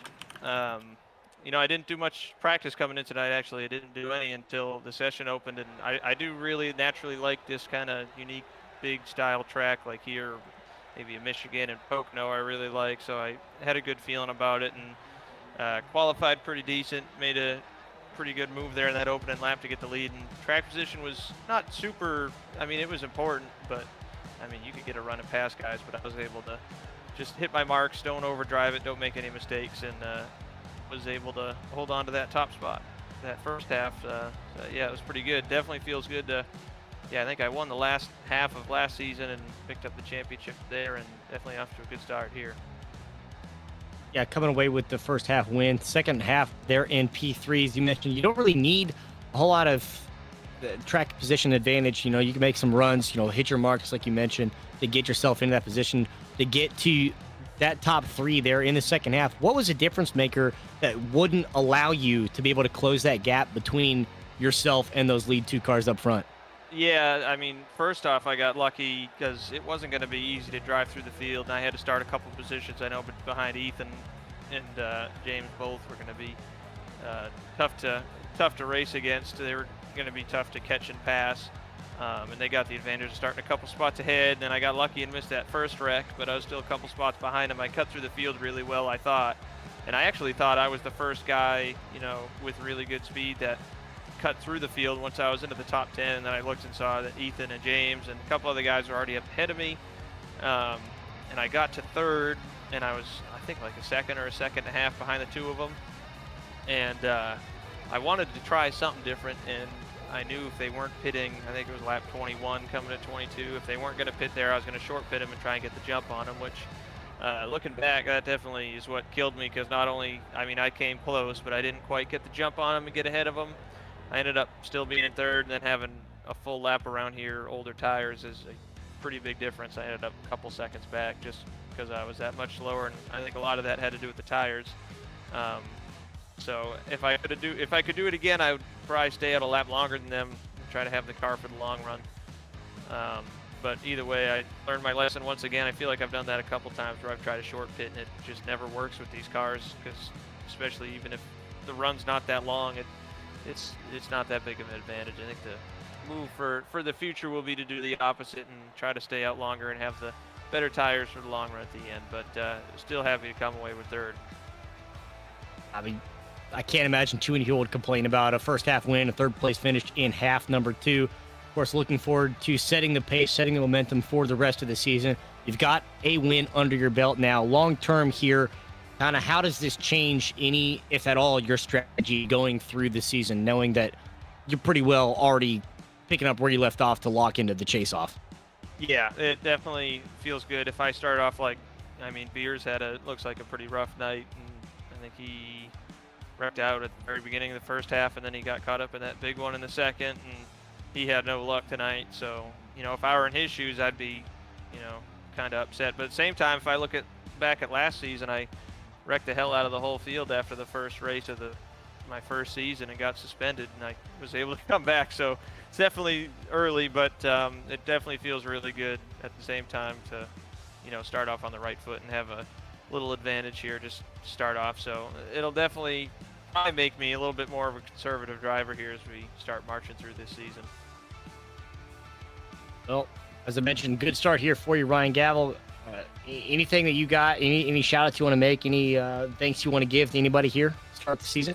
Yeah, definitely shout out to the guys here at Shift Esports, looking to go back to back also for that team championship. I know Jake had a good run, finished third, I think, in the first half. I think they got caught up in the big one in that second half, and I think Ty finished decent in the first half too. So off to a good start there, hopefully, for the team championship. Obviously, you guys up in the booth here do a great job, and Vic with the league and everybody.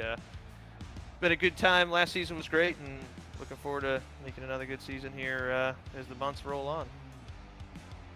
Defending champion Ryan Gavel looking to pick up where he left off. Pretty good start here at Indianapolis Motor Speedway here for the OSCA Brickyard 200. Thanks for joining us, Carlos. You got anything you want to throw at him real quick here before we let him go? No, he just did a fantastic job. We need to go ahead and move on to our other drivers here tonight. Yeah, thanks, guys. Take it easy there, brother. We will move on, as you mentioned, to our next drivers. And Carlos, who are you going to surprise us with this time around?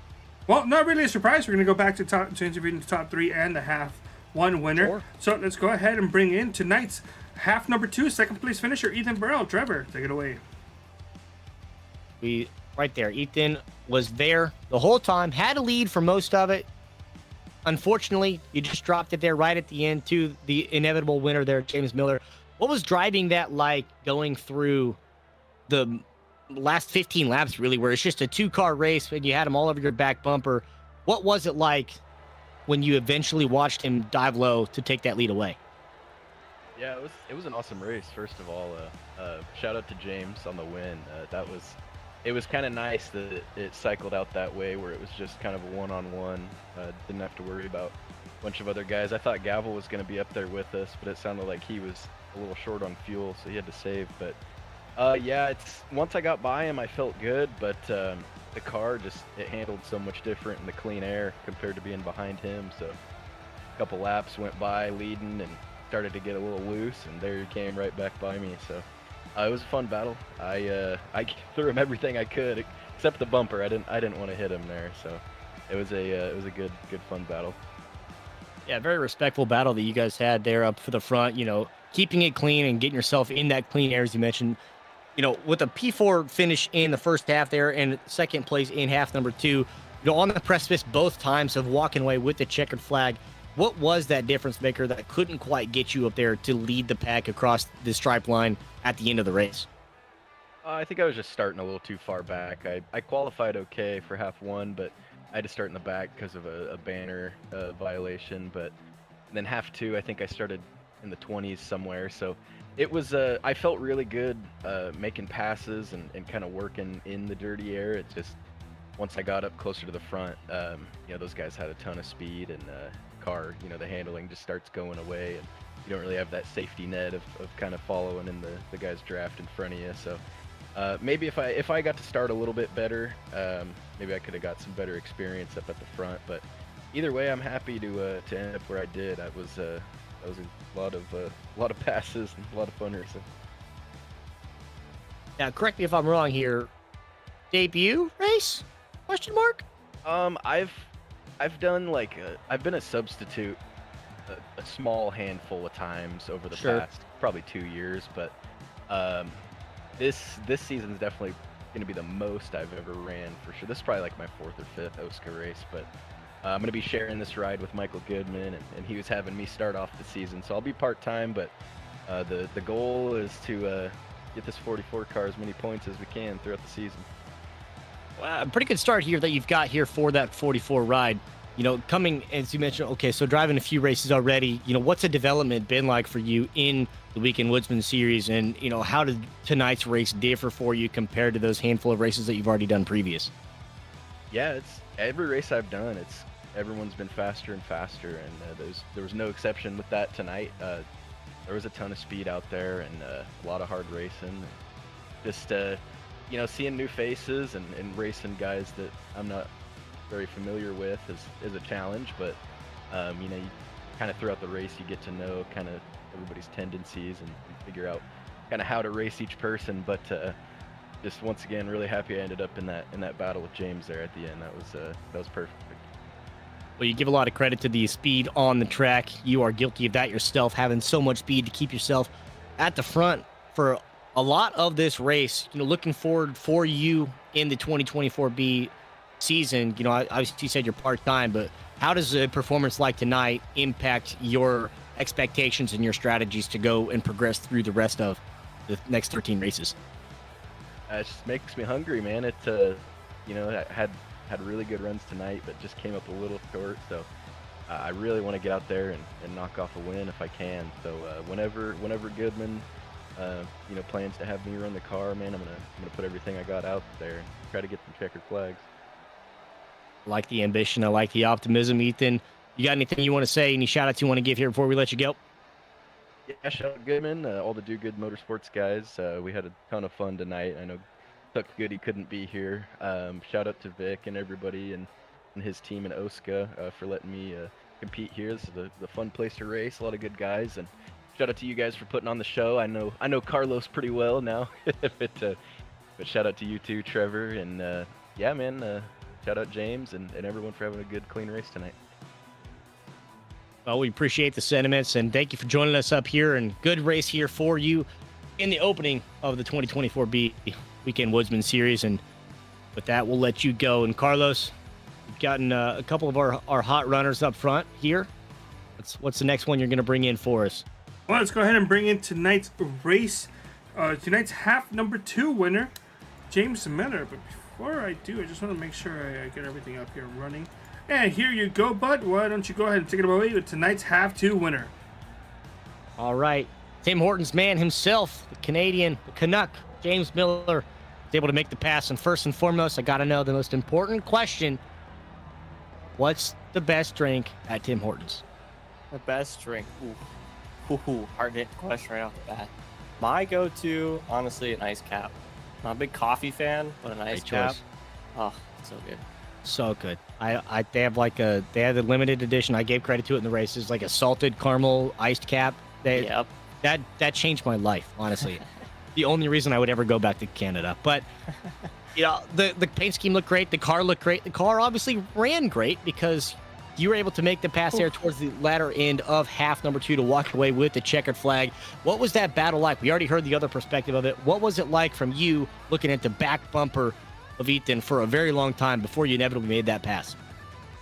I guess stress was a good word. I was so concerned that I was going to either burn that right front up, lose the tail, or just smack the wall because I had done it the race before and the run before. and the focus to not mess up. It was the most perfect driving I had to do to pass Ethan for that. Demanded perfection, and you at least delivered on that front, able to walk away. So once you finally do make the pass, is it still the same mindset? Are you still just as equally stressed, or are you more stressed now that you're in the lead? Well, I think I should have been more stressed, and I relaxed a bit, and then I missed turn 4, I think it was, and he got a big run on me towards the end. So I probably should have focused a bit more, but I just needed a break. You know, I finally got some clean air, was pulling a gap, and I was like, okay, just relax a bit here. Don't do anything dumb. And then I missed the corner. So, but at least he had the shot, or a shot at giving me the bumper, and I was ready for it. It probably would have just slowed us both down, but he didn't, and I gotta respect that. I would have, but he didn't, so we'll take that. Yeah, a lot of clean, respectful driving up there at the front. You inevitably walk away with the checker there at half number 2. What was the difference, and what adjustments did you have to make between half number 1, where you pull out a top 5 finish, but against the victory that you actually will get in half number 2? What did you change to put yourself in that position? I think the biggest thing was not hitting the wall out of turn 4, because that ruined it the first time. But I don't know, because I could have swore Gavel would have caught us. Especially when like I passed Ethan on pit entry. Thought I was gonna speed, but we made it. And then we came out ahead of Gavel. I was like, he'll catch us into the corner, and then he didn't. And then Ethan caught me. We were side by side for a bit. I was like, okay, I gotta tuck in. We can't let Gavel get to us. And no, he was just still back there. We pulled on him. I was like, okay, now it's just between us. And now I gotta figure out how to get back by Ethan. And kind of sent it for sure. I mean, my spotter said clear or car high when I tucked under. I don't know if I was really there, but he gave me the spot, gave me the room, and we were able to race for it. And yeah, I mean, not really drove away with it, but blocked any chance he had after that. Just perfect timing, I guess. Perfect driving, perfect timing. Whatever it takes to get the stars to align to give yourself the victory there. Starting out like this one, obviously a really solid and respectable start. Now you set the momentum and you've set the tone for yourself for the 2024 B season. Again, I asked the same question to Ryan Gavel, knowing you had such a solid finish, and theoretically, would a performance like this would put you into a lock for a chase off. How does this affect your mentality and your strategy going into week number 2? You know, it's funny because I was a fill-in driver for most of the last half of last season, so I was just out there to race for wins as best as I could without completely annoying everybody, but I still did my best to annoy everyone, and I didn't really think of it this time around. I was just trying to go out there and get a good finish because it was the start of the race, just start off good, and boy did we start off good. But I guess there's a bit less pressure now for sure, but I mean, I'm not going to change my driving. I'm still going to go out there and try to win every race we can, and I don't want to play no games for the invert either. So we'll try for the first race and then work our way back through the field for the second one. Well, you got yourself there. Was able to drive through traffic to get yourself up to notch a win, the first win for you here in 2024 B. Do you got any shout outs, any credit you want to give to anybody here before we let you go? Absolutely. I got to thank Matt Hack and Cam Rich for the car and the opportunity to race full time. I was filling in for Hack or for Cam, last season, and that was great. And now I get to do it full time, and like you said, now we're theoretically going for the chase off now, so it's huge. Be great. Well, a great statement made. Thanks given to you, and shout out to you for joining us. Appreciate your time. And of course, with the first victory for you in half number 2 at the OSCA Brickyard 200, James Miller starting the season strong with a couple of top 5 finishes with that victory as well. So thank James Miller for joining us here. And Carlos, do we have any more surprises? You got any more for me? No, that's gonna be it. The only surprise is to wrap it up and go to bed for work the next day. Sure. Well, I don't want to talk about that. We don't have to think about the real life obligations and commitments we have. But Carlos, you're the man. You're the prime time. What's your thoughts after the OSCA Brickyard 200? How are we feeling after we start the season? That's a very respectable race. It wasn't too chaotic. We had great racing throughout the whole night, and honestly, I'm gonna go home a happy man. Didn't I only had one small issue with SDK. Everything else was pretty much good after the half one reset. Vic, I'm sure, is gonna go home and have an easier night, knowing he only has 3 cautions to review, and he'll be good with that. And let's say, great first week back. I can't wait to get this season going. We'll at least open the floor as well. Vic, a few cautions you got here. Final thoughts from you as we conclude the race here and head up for week 2 at Mid-Ohio?